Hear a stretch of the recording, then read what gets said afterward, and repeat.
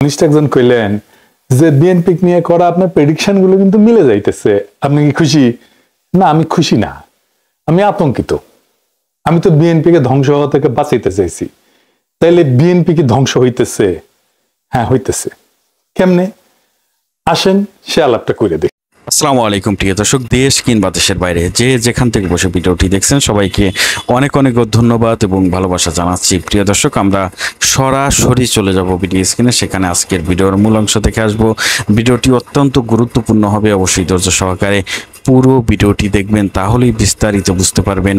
Video শেষে গুরুত্বপূর্ণ আলোচনা করা হবে। প্রিয় দর্শক, চলুন আমরা সরাসরি ভিডিও স্ক্রিনে চলে যাই, সেখানে আজকের ভিডিওর মূল অংশ দেখে। দেশের স্বাধীনতা সার্বভৌমত্ব রক্ষার জন্য জরুরি। বিএনপি ধ্বংস হয়ে গেলে বাংলাদেশের স্বাধীনতা সার্বভৌমত্ব বিপন্ন হবে। বিএনপি আওয়ামী লীগ হয়ে গেলে আমাদের আর একটা জিয়াউর রহমানের খালেদা জিয়ার বিএনপি লাগবে। হয়তো বিএনপি নামে না, কিন্তু এমন একটা দল লাগবে যা জিয়ার এবং খালেদা জিয়ার রাজনীতি করবে। আর আপনারা বুঝতে পারতেছেন যে বিএনপির কোনো ভবিষ্যৎ নাই যদি না তারা তাদের রাজনীতি না পাল্টায়।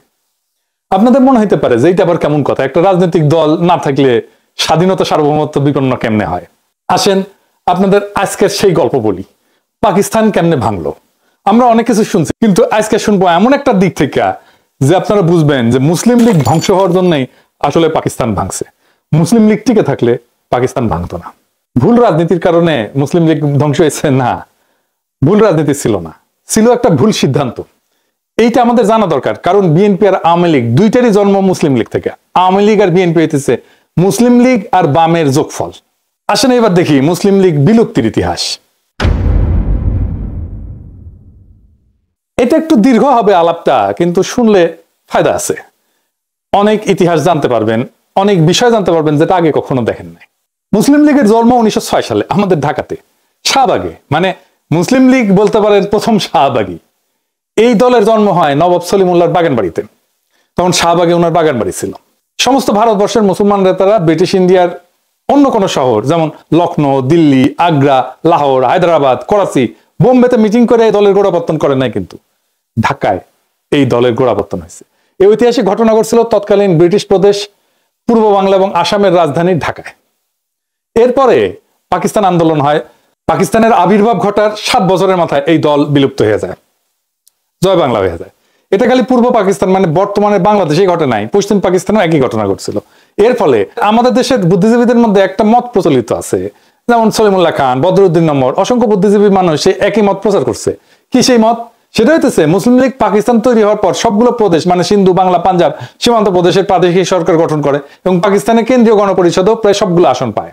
অল্প কিছু আসন কংগ্রেসের হাতে থাকে। মুসলিম লীগের দুঃশাসন এবং জনবিচ্ছিন্নতার কারণে নাকি এই দল তার সমস্ত জনসমর্থন হারায় ফেলে এবং এর ফলেই নাকি 54 সালে পূর্ব পাকিস্তানের প্রাদেশিক নির্বাচনে ভরাডুবি ঘটে মুসলিম লীগের, আর তাতেই নাকি এই দল প্রায় বিলুপ্ত হয়ে যায়।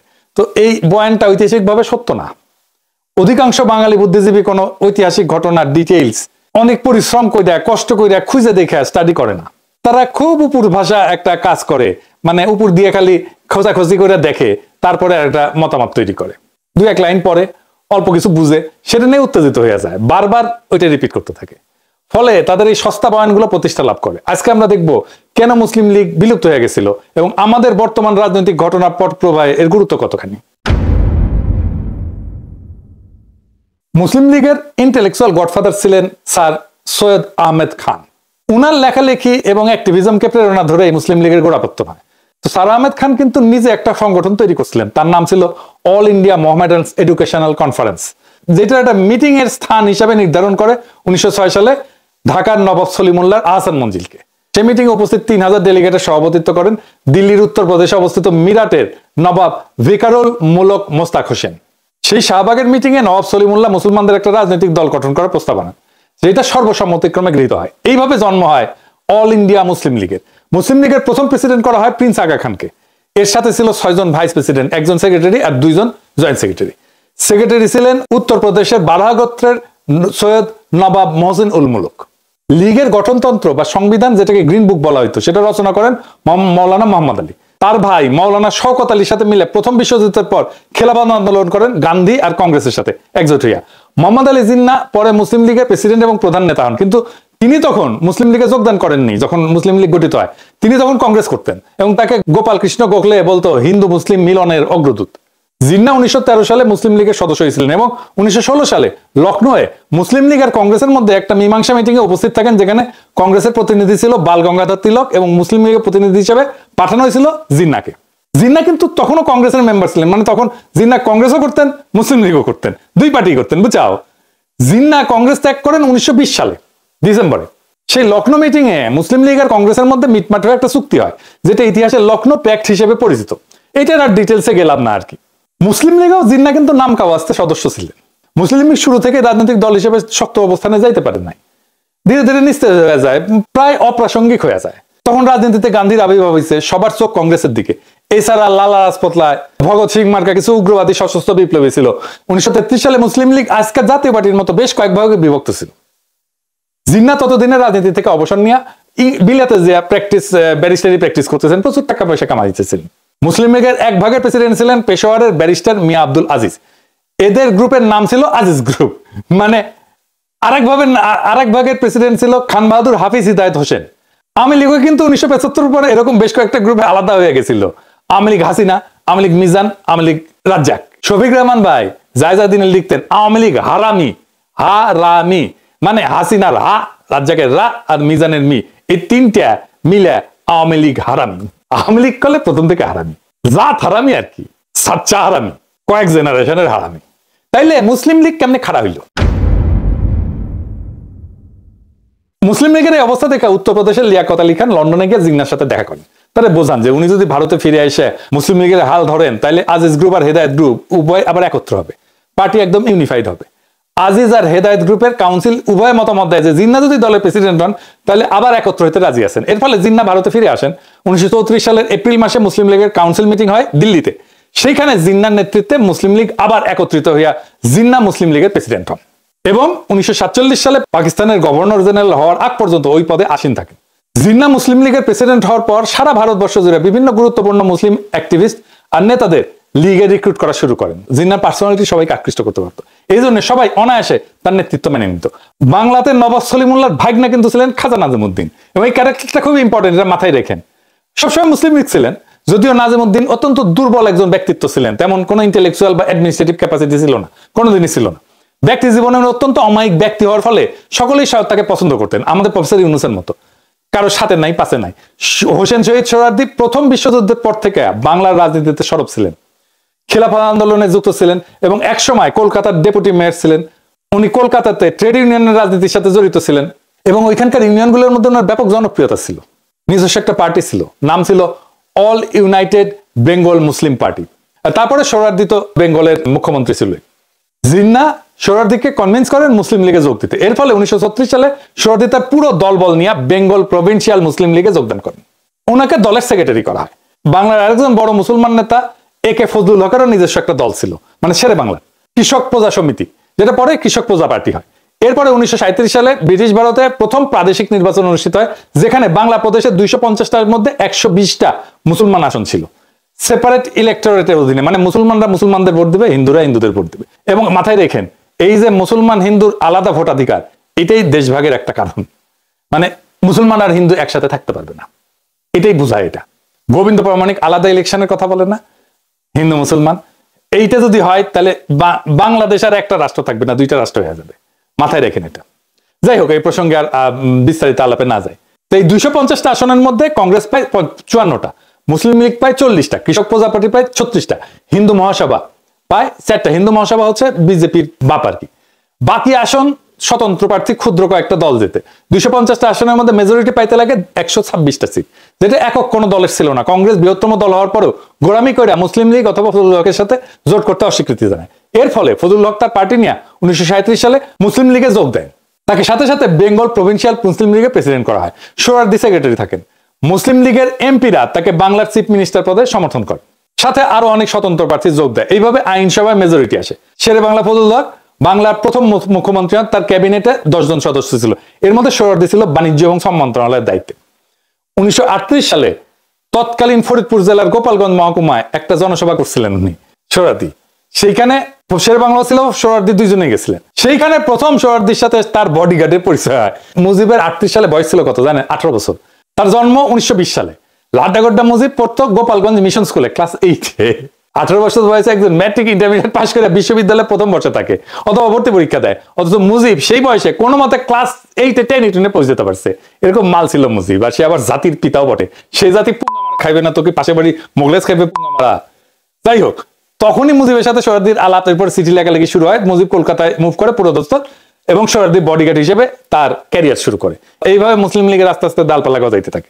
1940 সালে লাহোরে মুসলিম লীগের বার্ষিক সম্মেলন আহ্বান করা হয়। সেইখানে লীগের সমস্ত মুসলমান নেতারা উপস্থিত থাকেন। যেহেতু ভারতবর্ষের 11টা প্রদেশের মধ্যে একমাত্র বাংলাতেই মুসলিম লীগের সরকার ছিল, তাই বাংলার মুখ্যমন্ত্রী ফজলুল হককে দিয়া ঐতিহাসিক লাহোর প্রস্তাব পেশ করানো হয়। পাঞ্জাবে মুসলমানরা সংখ্যাগরিষ্ঠ থাকার পরেও সেখানে মুসলিম লীগ এবং কংগ্রেস একদম পাত্তা পায় নাই। 1937 সালের নির্বাচনে পাঞ্জাবে ইউনিয়নিস্ট পার্টি নামে একটা বড় দল ছিল, যেটা মেজরিটি আসন জেতে, এবং পাঞ্জাবের প্রথম চিফ মিনিস্টার হয় স্যার সিকান্দার হায়াত খান। স্যার সিকান্দার হায়াতের ছেলে শওকত হায়াত খান মুসলিম লীগের জিন্নার অনুসারী ছিলেন। ইউনিয়নিস্ট পার্টির সাথে মুসলিম লীগের পরে ব্যাপক গ্যাঞ্জাম হয়। 1941 সালে দ্বিতীয় বিশ্বযুদ্ধ শুরু হইলে দিল্লিতে ভাইসরয় একটা ডিফেন্স কাউন্সিল তৈরি করে, যেটা মুসলিম লীগ এবং কংগ্রেস অফিসিয়ালি বয়কট করে। মুসলিম লীগের নিষেধ থাকা সত্ত্বেও শেরে বাংলা সেই কাউন্সিলে মেম্বার হিসেবে যোগ দেন। শেরে বাংলা কিন্তু খুবই লোভী কিসিমের মানুষ ছিলেন, যে জন্য যখন তাকে পদের লোক কেউ দেখাইতো সেটা গিলতেন উনি। এরকম অসংখ্য উদাহরণ আছে। ফজলুল হক মানে শেরে বাংলা, একে ফজলুল হক, এই নামগুলা শুনলে কাইথুইয়া পড়ে যায় না। এটা নিয়ে পরে সুযোগ পেলে আরেকবার আলাপ হবে। ফজলুল হকের উপর থেকে মুসলিম লীগের সমর্থন উঠে নেওয়ার পর হক সাহেব হিন্দু মহাসভার শ্যামাপ্রসাদ মুখার্জি আর কংগ্রেসের হিন্দু মেম্বারদের সাথে জোট করে আরো 2 বছর মানে 1943 সাল পর্যন্ত ক্ষমতা থাকেন। এইটারে হক মুখার্জি মন্ত্রিসভা বলা হয় ইতিহাসে, মানে সেকুলার হয়েছে। শ্যামাপ্রসাদ মুখার্জি বিজেপির প্রতিষ্ঠাতা, তার মতো ইসলাম বিদ্বেষীর সাথে জোট করে হইলেও ক্ষমতায় থাকতেই হবে 2 বছরের জন্য হইলেও। এই হইতেছে শেরে বাংলা। এরপরে আসে 1946 সালের ফাইনাল নির্বাচন। ততদিনে সোহরাওয়ার্দী বাংলার মুসলিম লীগের সবচেয়ে এফিশিয়েন্ট এবং কর্মক্ষম নেতা হিসেবে আবির্ভূত হয়েছে। সেই নির্বাচন ছিল পাকিস্তানের ম্যান্ডেটেড নির্বাচন। সেই নির্বাচনে মুসলিম লীগ ভারতবর্ষের মুসলমানদের সব আসনে প্রায় 90% আসন যেতে। বাংলাতেও ফজলুলকে কৃষক প্রজাপতি একদম জয় বাংলা হয়ে আছে। শ্যামাপ্রসাদ মুখার্জির সাথে সরকার কইরা 2 বছরের এক্সটেনশন পাওয়ার পুরস্কার পান উনি। পাঞ্জাবে ইউনিয়নিস্ট পার্টির কথা বলছিলাম না, অল্প কয়েকটা আসন যেতে মুসলিম লীগের বিপরীতে। সিন্ধু, যেখানে মুসলিম লীগ 1937 সালের নির্বাচনে একটা আসনও যেতে নাই, সেখানে প্রায় সব মুসলিম সিট এবার যেতে সরকার গঠন করে মুসলিম লীগ। এরপর শুরু হয় ভেজাল। বাংলাতে মুসলিম লীগের সবচেয়ে বড় অ্যাক্টিভিস্ট গ্রুপগুলোর নেতা ছিল সোহরাওয়ার্দী, যার অক্লান্ত পরিশ্রমের ফলে মুসলিম লীগ বাংলাতে বিপুল জয়লাভ করে। সোহরাওয়ার্দী ব্রিটিশ বাংলার সর্বশেষ চিফ মিনিস্টার হয় এবং সরকার গঠন করে। এরপরে 1947 সালে পাকিস্তানের আবির্ভাব হওয়ার পর শুরু হয় ভেজাল। মুসলিম লীগের ভেতরেই ভেজাল। সে ভেজালটা কি? পদবি নিয়ে ভেজাল। যাই হোক, পাকিস্তান হওয়া এবং হিন্দু মহাসভা কংগ্রেসের চাপে বাংলাকে বিভক্ত করার পর পাকিস্তানে পূর্ব বাংলার প্রথম চিফ মিনিস্টার নির্বাচন করার জন্য পূর্ব বাংলার মুসলিম লীগের এমপিদের মধ্যে আবার একটা ভোট হয়। এর সাথে যোগ দেয় সিলেট জেলার 17 জন নতুন এমপি, যাদেরকে খাজা নাজিমুদ্দিন গ্রুপ এককভাবে ম্যানেজ করে ফেলে, সিস্টেম করে ফেলে। সোহরাওয়ার্দী দেশভাগের প্রশাসনিক কাজ, দিল্লি দৌড়াদৌড়ি, এগুলো কারণে সে ব্যাপারে মনোযোগ আর এফোর্ট দিতে পারেন নাই। পশ্চিমবাংলার মুসলমান এমপি যারা সোহরাওয়ার্দীর সমর্থক ছিল, সোহরাওয়ার্দীর লোক ছিল, সোহরাওয়ার্দীর ক্যাডার ছিল, তারা ভারতের অংশে পড়ে যাওয়াতে এই নির্বাচনে অংশ নিতে পারে না। এর ফলে সোহরাওয়ার্দী খাজা নাজিমুদ্দিন গ্রুপের কাছে হারে যায় এবং পূর্ব পাকিস্তানের প্রথম চিফ মিনিস্টার হন খাজা নাজিমুদ্দিন। বলছিলাম না স্যার সলিমুল্লাহ ভাগনা। এই ঘটনার ফলাফল ছিল সুদূরপ্রসারী, বলা যেতে পারে পূর্ব পাকিস্তান থেকে বিচ্ছিন্ন হওয়ার ঘটনার সূত্রপাত ঘটে এই ঘটনা দিয়ে। কেন্দ্রে যে ক্যাবিনেট গঠন করা হয় লিয়াকত আলী খানের নেতৃত্বে, সেখানেও সোহরাওয়ার্দীকে কোনো ক্যাবিনেট পোস্ট দেওয়া হয় না। বাংলা থেকে ফজলুর রহমান নামে একজন অখ্যাত ব্যক্তিকে কেন্দ্রের শিক্ষামন্ত্রী পদ দেওয়া হয়। এই ফজলুর রহমানকে জানেন? এ হইতেছে সালমানের দরবেশ বাবা, সালমানের রহমানের বাপ। সোহরাওয়ার্দী এই দুঃখে ক্ষোভে পাকিস্তান হওয়ার পর পাকিস্তানে না এসে কলকাতাতে থাকেন। এর ফলে শুরু হয় সোহরাওয়ার্দীর সাথে মুসলিম লীগের নেতাদের দ্বন্দ্ব। এর কয়েক মাস পরে 1948 সালে মুসলিম লীগ থেকে এবং পাকিস্তানের গণপরিষদ থেকে সোহরাওয়ার্দীকে বহিষ্কার করা হয়। পূর্ব বাংলা মুসলিম লীগের নতুন করে কাউন্সিল তৈরি করা হয়, কমিটি গঠন করা হয়, যেখান থেকে সোহরাওয়ার্দী গ্রুপকে ঢালাওভাবে বহিষ্কার করা হয়। মুজিবকে ওই একই সময় মুসলিম লীগের কাউন্সিল থেকে বহিষ্কার করা হয়। শুধু সোহরাওয়ার্দী না, তার বডিগার্ডকেও বের করে দেওয়া হয়। যেহেতু বাংলার মুসলিম লীগের কর্মীদের বিরাট অংশ সোহরাওয়ার্দীর সমর্থকের অন্ধভক্ত ছিল, তারা ন্যাচারালি এই ব্যাপারটা স্বাভাবিকভাবে নেয় না, ক্ষুব্ধ হয়। বাংলায় সোহরাওয়ার্দীর ক্ষুব্ধ সমর্থকরা একদম প্রথম দিক থেকে নাজিমুদ্দিন এবং পরে নুরুল আমিনের সরকারের বিরুদ্ধে তাদের ক্ষোভ জ্বালার জন্য যা ইস্যু আছে সামনে, সেটা নিয়ে এজিটেশন শুরু করে। এই সোহরাওয়ার্দী যে মুসলিম লীগের উপরে রাগ ঝাড়তেছে আর পূর্ব পাকিস্তানের সমস্ত এজিটেশনে কলকাতায় নাড়তেছে, সেটা সে আইয়ুব খানের কাছে ওপেনলি স্বীকার করছে। আইয়ুব খানের একটা বই আছে, ফ্রেন্ডস নট মাস্টার্স, এটা সে লিখে গেছে 25 পৃষ্ঠায়, পারলে পড়ে নিন, আমি আর পুরো বিষয়তে গেলাম না আর কি। এই খাজা নাজিমুদ্দিন কেমন মানুষ ছিলেন? খাজা নাজিমুদ্দিন একটা অপদার্থ কাইসিমের মানুষ ছিলেন। তার গ্রুপের তেমন কোনো কর্মী ছিল না। এই বিরাট সংখ্যক ক্ষুব্ধ কর্মী যারা পাকিস্তান আন্দোলনে অত্যন্ত গুরুত্বপূর্ণ ভূমিকা রাখছিল আর সোহরাওয়ার্দীর সমর্থক ছিল, তারা এরপরে মুসলিম লীগ থেকে বের হয়ে নিজেরা 1949 সালে সম্মেলন করে নতুন একটা দল গঠন করে। কি সেই দল? আওয়ামী মুসলিম লীগ। এইটা এর বাংলা অংশের সভাপতি করা হয় মৌলানা ভাসানীকে, যিনি পাকিস্তান আন্দোলনের সময় আসামে ছিলেন। অল পাকিস্তান আওয়ামী মুসলিম লীগের প্রেসিডেন্ট পদে স্বাভাবিকভাবে সোহরাওয়ার্দী সর্বসম্মতভাবে নির্বাচিত হন। ভাষা আন্দোলন থেকে শুরু করে এর পরের সমস্ত আন্দোলন ছিল মূলত নাজিমউদ্দিন নুরুল আমিন গ্রুপের বিরুদ্ধে সোহরাওয়ার্দী গ্রুপের ক্ষোভের বহিঃপ্রকাশ। আর বাম কমিউনিস্টরা ভারতের মদতপুষ্ট হয়ে এই সময় আওয়ামী লীগের কান্দে ভর কইরা শুরু করে সমস্ত এজিটেশন এবং আন্দোলনে উস্কানি দিতে থাকে। ঠিক এখনকার সাথে মিলায় দেখেন, প্রফেসর ইউনূসকে বসান খাজা নাজিমউদ্দিনের জায়গায়, মিলে? যদি হোসেন শহীদ সোহরাওয়ার্দীকে পূর্ব পাকিস্তানের প্রথম চিফ মিনিস্টার বানানো হইতো, যেটা তো প্রাপ্য ছিল আসলে, তাহলে উর্দু কেন, হিব্রুকে রাষ্ট্রভাষা করলেও কোনো আন্দোলন হইতো না। এবার লিখে দিতে পারি, সেটা হইলে পাকিস্তান জীবনও ভাঙতো না, ভারতের কোনো ষড়যন্ত্রের কাজে আসতো না, সব মাঠে মারা যেত, বাকি সব আজগুবি বয়ান কর্পূরের মতো ভ্যানিশ হয়ে যেত। কিছু ছুটকা ছুটকা মানুষ এদিক ওইদিকে একটু আওয়াজ তুললেও সোহরাওয়ার্দীর ক্যাডাররা তাদেরকে সাইজ করে দিত, মোকাবেলা করতো। হ্যাঁ, সোহরাওয়ার্দী নিজে তো বাংলা বলতো না, বলতেই পারতোই না। নিজে পশ্চিমবঙ্গের উর্দুভাষী মুসলিম ছিলেন, বাংলা দুই লাইন বলতেও পারতো না, লিখতেও পারতো না। উনার সমর্থকরা যে বাংলা ভাষাকে রাষ্ট্রভাষা করা নিয়ে এত মাতামাতি করলো, এটার পিছনে মূল কারণ হইতেছে বাংলা ভাষা প্রীতি না, সেটা হইতেছে নাজিমউদ্দিন নুরুল আমিন গ্রুপের সরকারের প্রতি তাদের ক্ষোভের বহিঃপ্রকাশ। মুসলিম লীগ থেকে এত বড় কর্মী সমর্থকদের বাইর করে দেওয়ার ফলে বাংলা মুসলিম লীগ স্বাভাবিকভাবে অত্যন্ত দুর্বল হয়ে যায়। এর ফলে 1954 সালে বাংলার প্রাদেশিক নির্বাচনের তারিখ ঘোষণা করা হয়। নির্বাচনের আগে ফজলুল হক, যে এতদিন রাজনীতিতে চুপচাপ ছিলেন, মানে শেরে বাংলা ফজলুল হক, উনি আবার সরব হন। প্রথম নির্বাচনে মুসলিম লীগে যোগ দিয়া লীগের প্রার্থী হিসেবে মোকাবেলা করতে চান। পরে যখন দেখেন লীগের কর্মী সমর্থক একদম কমে গেছে, ঠিক তখনই বুঝতে পারে, চালাক মানুষ ছিল, ওই সময় ঠিক করে আওয়ামী লীগে যোগ দেবে। আওয়ামী লীগের প্রস্তাব লুকে নেয় এবং শেরে বাংলাকে তাদের চিফ মিনিস্টার ক্যান্ডিডেট করার প্রস্তাব দেয়। কেন্দ্রের সোহরাওয়ার্দী আর বাংলায় ফজলুল হক তাদের নেতা হবে, এরকম একটা সমঝোতা হয়ে যায়। তখন লীগের মধ্যে সেকেন্ডের একটা ভাঙন হয়, খুব ইন্টারেস্টিং। আপনার ঘটনা শুনছেন কিন্তু বিস্তারিত হয়তো জানেন না। সোহরাওয়ার্দীর বডিগার্ডের গুন্ডামির গল্প, আসেন এটা শুনে দেখি। বাংলার চিফ মিনিস্টার নুরুল আমিনের সাথে মুসলিম লীগের আরেকটা উল্লেখযোগ্য গ্রুপের গ্যাঞ্জাম মারামারি হয়, যার নেতা ছিল ফরিদপুরের ইউসুফ আলী চৌধুরী, ডাকনাম ছিল মোহন মিয়া। এই নামে উনি পরিচিত ছিলেন। মোহন মিয়া মুসলিম লীগ থেকে তার অবশিষ্ট কর্মী সমর্থক নিয়ে বের হয়ে হক সাহেবকে বুঝান যে মুসলিম লীগ আওয়ামী লীগ কোনোটাতে যোগ দেওয়া উচিত হবে না, আমাদের নতুন একটা পার্টি করে আওয়ামী লীগের সাথে জোট করতে হবে। ফজলুল হককে যে যা বোঝায় উনি তাই বুঝেন, আর ওনার যেখানে লাভ সেখানে উনি যান। মোহন মিয়ার বুদ্ধিতে মুসলিম লীগের অবশিষ্ট কর্মীরা ফজলুল হকের নেতৃত্বে কৃষক শ্রমিক পার্টি নামে এটা নতুন পার্টি গঠন করে। এরপরে কৃষক শ্রমিক পার্টি আর আওয়ামী লীগের মধ্যে যুক্ত ফ্রন্ট গঠন করা হয়, সাথে আরো দুই একটা সুটকা চাটকা পার্টি এসে যোগ দেয়। স্বাভাবিকভাবে 54 সালের নির্বাচনে যুক্ত ফ্রন্ট বিপুল সংখ্যাগরিষ্ঠতা পায় এবং মুসলিম লীগ ভ্যানিশ হয়ে যায়। তবে যুক্ত ফ্রন্টও বেশি দিন টেকে নাই, হক সাহেবের এখানেও গুটিবাজি করে এবং আলটিমেটলি আওয়ামী লীগ আর কৃষক শ্রমিক পার্টির মধ্যে জোট ভেঙে যায়। তাদের মধ্যে সংঘাত মারাত্মক আকার ধারণ করে।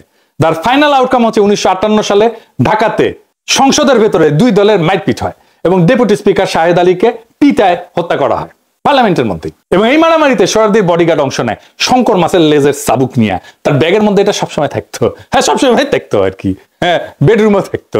এটা দিয়ে আবার বিডিএসএম ইউজ করতো কিনা জানি না, বিডিএসএম কি গুগল করেন, সবকিছু কয়া দেওয়া যাবে না। যাই হোক, মুসলিম দিক থেকে কর্মী সমর্থক নেতাদের এই দুই দফা ভাঙনের ফলে দলটা একদম নিঃশেষ হয়ে যায় এবং এটাই তাদের বিলুপ্ত হওয়ার একমাত্র কারণ। আমাদের যে প্রচলিত বয়ান যে মুসলিম লীগ জনবিচ্ছিন্নতার দুঃশাসনের কারণে একটা নির্বাচনে এরই বিলুপ্ত হয়ে গেছে, সেটা ভুয়া একটা বয়ান। এটা আজকে বুঝলেন তো, একেবারে চোখে আঙুল দিয়ে দেখাই দিলাম। এইবার আসেন বাংলাদেশের বর্তমান রাজনীতির সাথে বিএনপির সাথে এটা কি সম্পর্ক। ডাকসুতে বিএনপি যে মারাটা খেললো না, এই মারা আগামীতে সে খাইতেই থাকবে, খাইতেই থাকবে যদি সে তার খাইসলত না বদলায়।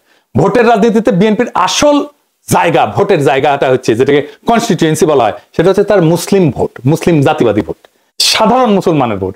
এক অর্থে এটাই জিয়াউর রহমানের বিএনপি এবং তার রাজনীতি, এটা এক অর্থে বিএনপি পিতৃ পরিচয় বটে। আর এইবার বিএনপি তার বাপের পরিচয় অস্বীকার করে আওয়ামী লীগের রাজনীতিতে মাথা ঢুকাইতে গেছিল, হাসিনার ফেলে দেওয়া গু খাইতে গেছিল। বিএনপির এই প্রো ইন্ডিয়ান রাজনীতি করতে যাওয়ার কারণে তার মুসলিম জাতীয়বাদী কনস্টিটিউয়েন্সি থেকে পুরো আইসোলেটেড হয়ে গেছে। আমি আগে কইছিলাম বিএনপি জাতীয় সংসদ নির্বাচনে জেতার চান্স কম, কইছিলাম না? এখন আমি শিওর বিএনপি জিতবে না, সরকার গঠন করতে পারবে না। এডিটর সাহেব বিউ গলে না বিষণ্ণ সুর দেন না, এরা মেলা দিন শুনি না, তো বিদায়ের একটা সুর দেওয়া ভালো আর কি, ক্ষমতা আসার আগেই ক্ষমতা থেকে আও। আমি কইছিলাম যে বিএনপি এই নিয়ে তাদের প্রচুর গব্য, নিজের যায় বিএনপি নিজের মারিছে, অনেকে তত্ত্বা নিতেছে। ছাত্র সংসদ নির্বাচন আর জাতীয় সংসদ নির্বাচন এক জিনিস না। এরাই কইছিল বট বাহিনী ভোট দিলে শিবির জিতবে, শিবিরের জন্য সমর্থন নাই, আছে বট বাহিনী। তত্ত্ব জাহানার আলো কাম যা হওয়ার সেটা হয়ে যাবে ইলেকশনের সময়, ওই দিন বুঝবে। ডাকসু ইলেকশনের মধ্যে দিয়ে বাংলাদেশের সাধারণ মুসলমানরা তার রাজনৈতিক এজেন্সি খুঁজে পাইছে। সে নিজে রাজনৈতিকভাবে শক্তিশালী হয়েছে, সে জাতীয় নির্বাচনও ব্যালটে রায় দিবে। আর বিএনপির বাইরের রাজনৈতিক শক্তি তো বসে থাকবে না। তাহলে এখন কি বিএনপি ধ্বংস হয়ে যাবে? এই প্রো ইন্ডিয়ান পলিটিক্যাল লাইনে কোনো চান্স নাই বাঁচার। আমরা চেষ্টা করছি, লাভ হয় নাই। 2 নম্বর হইতেছে বিএনপি ইতিমধ্যে নিজেকে অকৃতজ্ঞ একটা দল হিসেবে প্রতিষ্ঠিত করে ফেলছে। জামাতের সাথে জোট করে এতদিন রাজনীতি করে সে জামাতের সাথে যে আচরণ করছে, আবার আমাদের সাথে এই হাসিনা বিরোধী আন্দোলনে আমাদের এত বেনিফিট পাইছে, আমাদের এত সাপোর্ট পাইছে, এক সময়কার রাজপথের সহযোদ্ধা তাদের সাথে যে আচরণ করছে, তার সাথে কোনো রাজনৈতিক দল কোন ইন্ডিভিজুয়াল ঐক্য করবে না। সিপিবি তো আওয়ামী লীগের কুসুম কুসুম বিরোধিতা করছে, কিছু বলছে হাসিনা সিপিবি কে? জাফরুল্লাহ ভাই তো কম হাসিনা বিরোধিতা করে নাই, কিছু বলছে হাসিনা?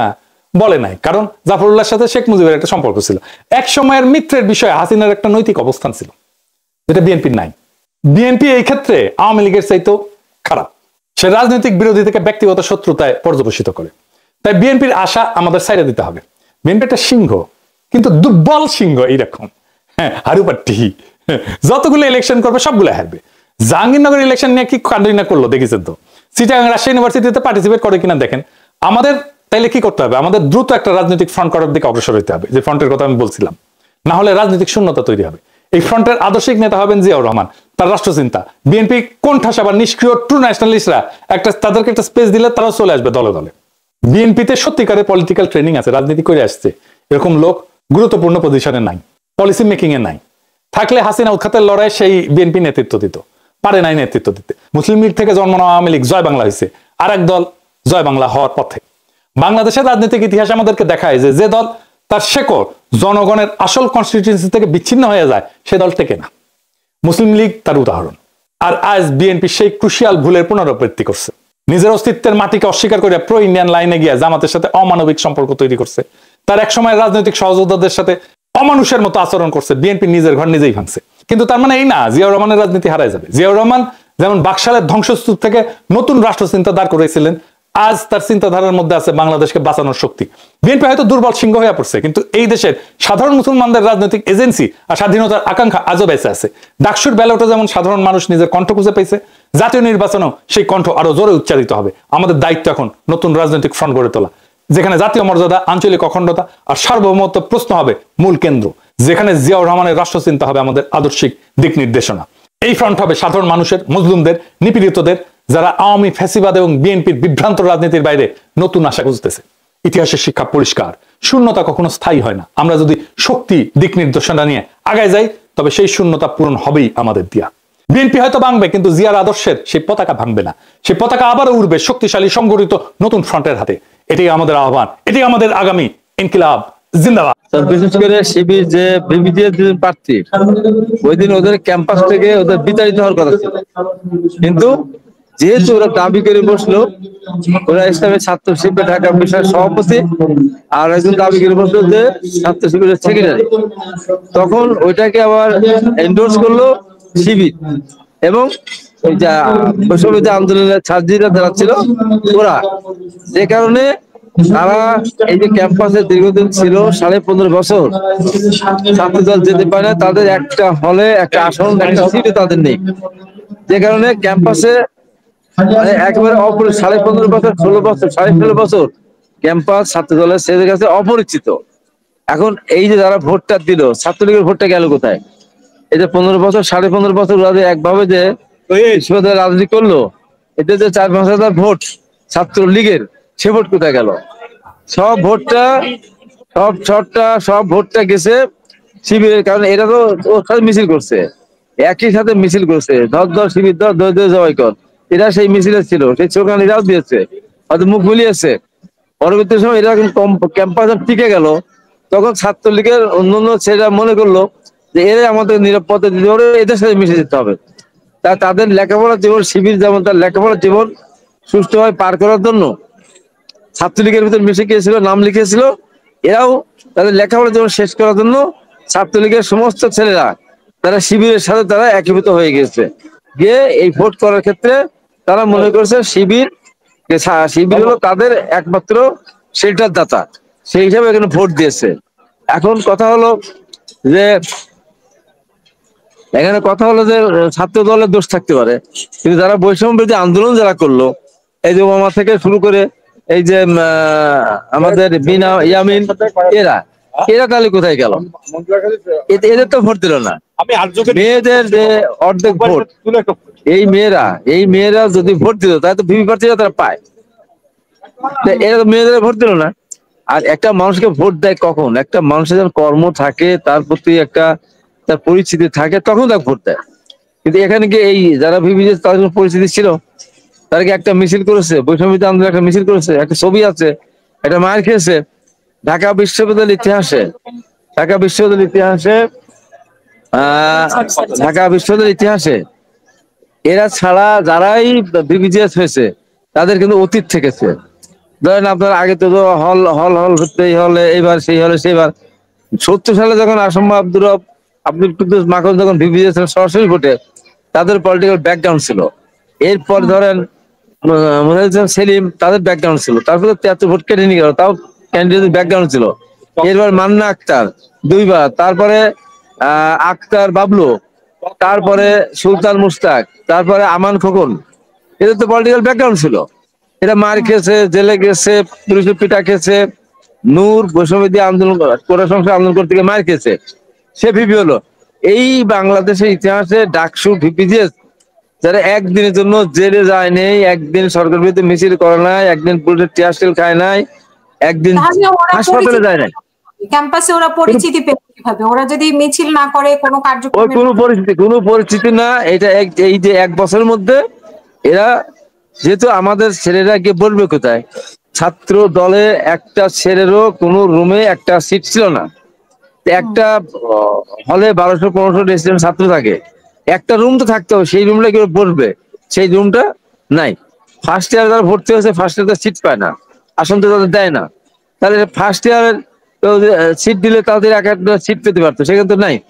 তাহলে এই যে ক্যাম্পাসে যারা রেসিডেন্ট যারা, তাদের সব ওদের সাথে সম্পর্কিত, প্রত্যেকের সাথে ওরা গোপন করে।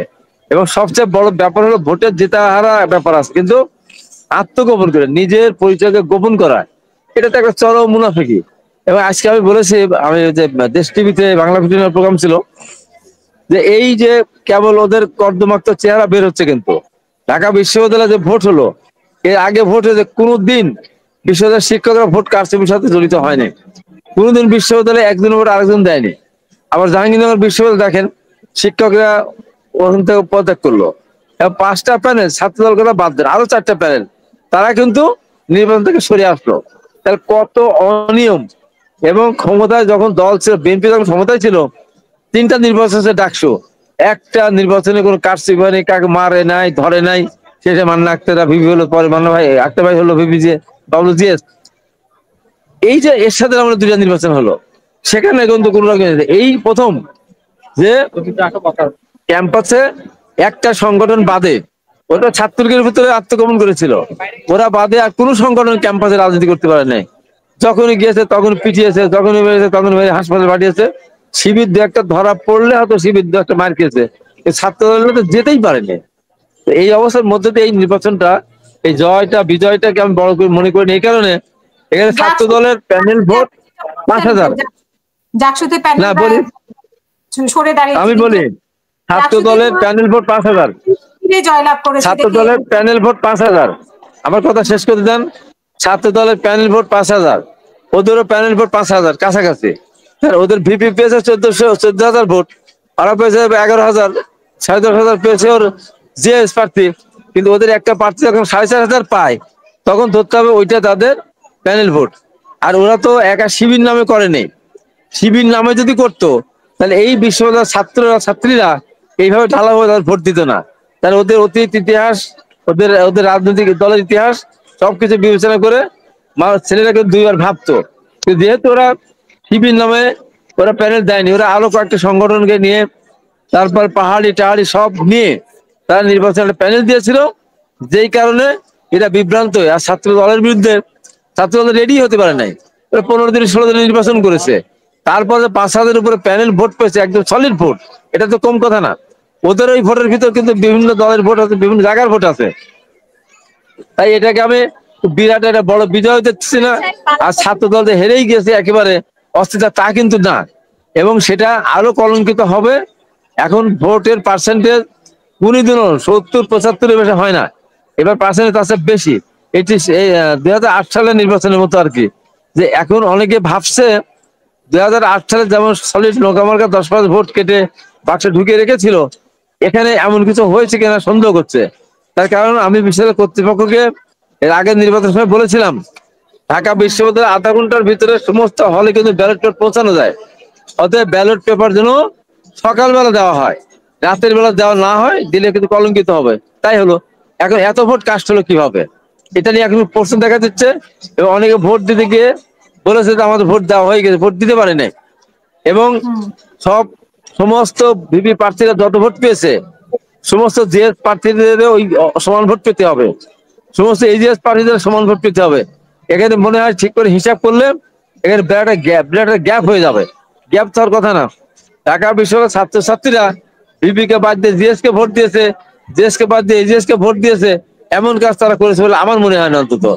তাই ভোট, আপনার যদি এক এক পুকুর যদি দুধ থাকে, সে দুধ যদি 100 টাকা কেজি বেচতে চায়, মানুষ কিনে যাবে যদি দুধটা ভালো হয়। যদি এক বালতি গরুর চোলা ঢুকাই দেওয়া যায়, তাহলে সেই দুধ তো মানুষ পয়সা দিয়ে কিনবেই না, টাকা দিলেও সে দুধ নেবে না। তেমনি বলি, ডাকসু কলঙ্কিত হয়েছে। বাংলাদেশের ইতিহাসে এইভাবে ভোট কারচুপি, ভোট কিন্তু এই জিনিসগুলো হয়নি। তাই বলি যে এই নির্বাচনটা একটা কলঙ্কিত নির্বাচন হয়েছে। ভোট অনেক ব্যবধানে জিতেছে, এই জেতাটাকে আমি ওইভাবে মনে করি না। তো যাই হোক, এখন একটা কথা হলো যে এটা নিয়ে হয়তো কেউ কেউ পুলকিত হতে পারে, কেউ কেউ মনে করতে পারে যে এইটা জাতীয় রাজনীতিতে বড় ধরনের ইম্প্যাক্ট করবে বা ইফেক্ট করবে। আমি এটা মনে করি না। এই কারণে 72 সালে সদ্য স্বাধীন দেশে মুজাহিদুল ইসলাম সেলিম তারা মুক্তিযুদ্ধে অংশগ্রহণ করেছিলেন, তারা পুরা প্যানেল ডাকসুতে জিতেছিল। কিন্তু 73 সালে যখন জাতীয় নির্বাচন হলো, তারা কিন্তু একটা আসনও পায়নি। অথচ মুজাফফর ন্যাপ তারা কিন্তু কয়েকটা আসন পেয়েছিল। অথচ কমিউনিস্ট পার্টির সমর্থিত ছাত্র ইউনিয়ন তারা ডাকসু পুরা জিতত, কিন্তু জাতীয় রাজনীতিতে একটা আসনও তারা পেল না। তো এই জন্য মনে করি এর আগে আর বাংলাদেশের ডাকসু, মান্না আক্তার ডাকসু ভিপি ছিল 2 বার, দল কিন্তু বিদ্যা হয় নাই। এর পরবর্তী সময় যেগুলি হয়েছে, নূর ছিল, নূর গত 10,000 বেশি ভোট পেয়েছিল, এবার নূর ভোট পেয়েছে, নূরের দল এখন ভোট পেয়েছে মাত্র 163 ভোট। এই যে যে ভোট, এই ভোট শিবিরের যে ভোট, সে সলিড শিবিরের ভোট, জামাতের ভোট, এটা আমি বিশ্বাস করতে চাচ্ছি না। দিন শেষে বলে দিবে যে ভোটের আরো কিছু কালো দিক আছে, সেই দিকগুলো বের হবে। আজকে দেখেন জাহাঙ্গীরনগর বিশ্ববিদ্যালয় গতকাল 5টা নির্বাচন শেষ হয়েছে, এখনো ভোট গণনা সম্ভবত চলছে, এখনো চলছে। এটা হলো কোনো, এটা হয়? আমরা তো ঢাকা বিশ্ববিদ্যালয়ে অনেক নির্বাচন দেখেছি, কোন নির্বাচনের সকালের পরে দেরি হয় না, তখন তো ম্যানুয়াল গুনতো। তো এখন তাহলে কি, তাহলে 2 দিন লাগবে ভোট গুনতে? এখানে একটা কারচুপি, এবং একই ভোট তো গোনারই দরকার নাই। তার 5টা প্যানেল যেখানে উল্টো করেছে, সেখানে এই ভোট গোনার দরকার থেকে? এটা শুধু তামাশা। এই সময় তো তামাশা করে তো খুব একটা বেশি এগোনো যাবে না। আর আমরা আমাদের দুর্বলতার দিকটা যেটা বলতে চাচ্ছি, সেটা আমরা নির্বাচনটাকে ওইভাবে আমরা সিরিয়াসলি দেখিনি। আমাদের নেতাগুলো মাঠে ঠিক মতো নামতো, কাজ করতো, জিততেই হবে এমন অ্যাটিটিউড থাকতো, তাহলে রেজাল্ট আরো অনেক ভালো হতে পারতো। সেই ক্ষেত্রে আমাদের দুর্বলতার দিক থেকে আমি বলতে চাই এটা আমাদের গাফিলতি ছিল। ধন্যবাদ। অনেক ধন্যবাদ আপনাকে। আমি হাসিনুর রহমান। আসলে বিএনপির পক্ষ থেকে একরকম ব্যাখ্যা আমরা পাচ্ছি, আবার শিবিরের পক্ষ থেকে একরকম দেখতে পাচ্ছি, প্রশাসন একরকম বলছে। তো সেই ক্ষেত্রে আপনার কাছে আসলে কি মনে হচ্ছে যে এই যে ভোটের ব্যবধান বা হঠাৎ করে শিবির এরকম একটা চমক দেখালো, এই চমকটাকে অনেকে অনেকভাবে ব্যাখ্যা করছে, রাজনীতিবিদরা তাদের মতো করে ব্যাখ্যা করছে, আপনার কি মনে হচ্ছে? বিসমিল্লাহির রহমানির রহিম। আপা আসসালামু আলাইকুম। যে আপনি যেভাবে নেন না কেন, আমি মনে করি ছাত্রদেরকে বিএনপি অবজ্ঞা করছে, বিপ্লবটাকে বিএনপি তাচ্ছিল্যভাবে দেখছে, আপন করে নিতে পারে নাই। এর যথেষ্ট প্রভাব ফেলছে। এই একটা বিপ্লব হয়েছে 15 বছরের কষ্ট নিপীড়ন, এই ছাত্ররাই তো করছে ঢাকা ইউনিভার্সিটি। এদের চেতনা ছিল, বা যে জিনিসটা মুখ থেকে শেষ পর্যন্ত আউটপুট যেটা বের হয়, ভারতের আধিপত্য মুক্ত বাংলাদেশ এবং আওয়ামী লীগ আমাদের একমাত্র শত্রু। এই স্পিডটার সাথে আমার মনে হয় বড় দল হাবিব ভাইরা ঠিক মতো অ্যাডজাস্ট করতে পারেন নাই। এখন হাবিব ভাই যে জিনিসগুলি বললেন ছাত্রদের সাথে মিশে ছিল জামাত, আমি মনে করি ভালো কৌশলী। ছাত্র শিবিরটা নিজের গোপনীয়তা বজায় রেখে যদি ছাত্রলীগের সাথে থেকে লেখাপড়া চালাইতে পারে, এটা তো ভালো কাজ, কৌশল। 2 নম্বর, ছাত্ররা মারামারি করবে কেন? এটা কি কাম্য? ছাত্ররা জেলে যাবে কেন? এটা কি কাম্য? আমি যেটা মনে করি, কিছু মনে করি না, আমি লজ্জার কথা মনে করি। তারা পড়াশোনা করতে এসে, এখানে পড়াশোনা হলো মূল দায়িত্ব। বাপ মা এত টাকা পয়সা কষ্ট করে পাঠাইছে, ছেলেটা ভালো পড়াশোনা করবে, ভালো একটা জব করবে, পড়াশোনার মূল। সেকেন্ডারি হইতে পারে রাজনীতির একটা অংশ, ডাকসুর একটা অংশে তারা জড়িত থাকবে। এই আওয়ামী লীগ সরকারের সময় তো ছাত্র শিবির কোন সংগঠনই কাজ করতে পারে নাই, দিবে বিএনপি পারে নাই, ছাত্র শিবিরও পারে নাই। শিবির গোপনে কাজ করতে। শিবির কোন কাজটা প্রকাশ্যে করতে আমার বলেন? ঢাকা শহরে বলেন বা মহল্লায় মহল্লায় বলেন, সব গোপনে, প্রকাশ্যে কখনো করে নাই। প্রকাশ্যে করে আপনি, আমি জানি না, তবে আমি মনে করি কি, ছাত্র দলের যে গণেশ যে আচরণটা করছে, আপনি কি মনে করেন এটা কি ছাত্র সুলভ আচরণ হয়েছে? ভোট কমছে আরো, লজ্জার ব্যাপার। আপনি জামাতের কোন নেতা কি আইছিল বা বলছে? গোপনে বলছে কাজ করবেন গোপনে, সেটা হয় নাই। আমি মনে করি যে একটা মেসাকার হয়েছে, এই মেসাকারের জন্য দায়ী বিএনপির কর্ণধারদের। এই তাচ্ছিল্য তুচ্ছিল্য সনদ নিয়া মানে যেসব কথাবার্তা বলছেন, এই পুরোটা প্রভাব ফেলছে। এটা আপনাকে এখন যে কথা বলতেছেন সনদ নিয়ে, প্রথমে সেই কথাগুলো বলেন নাই। যদি আপন করে নিতেন, এটা তো আমাদের ছেলের বয়সী ছেলে, আপনার ছেলে শুরু আচরণ তো করি নাই।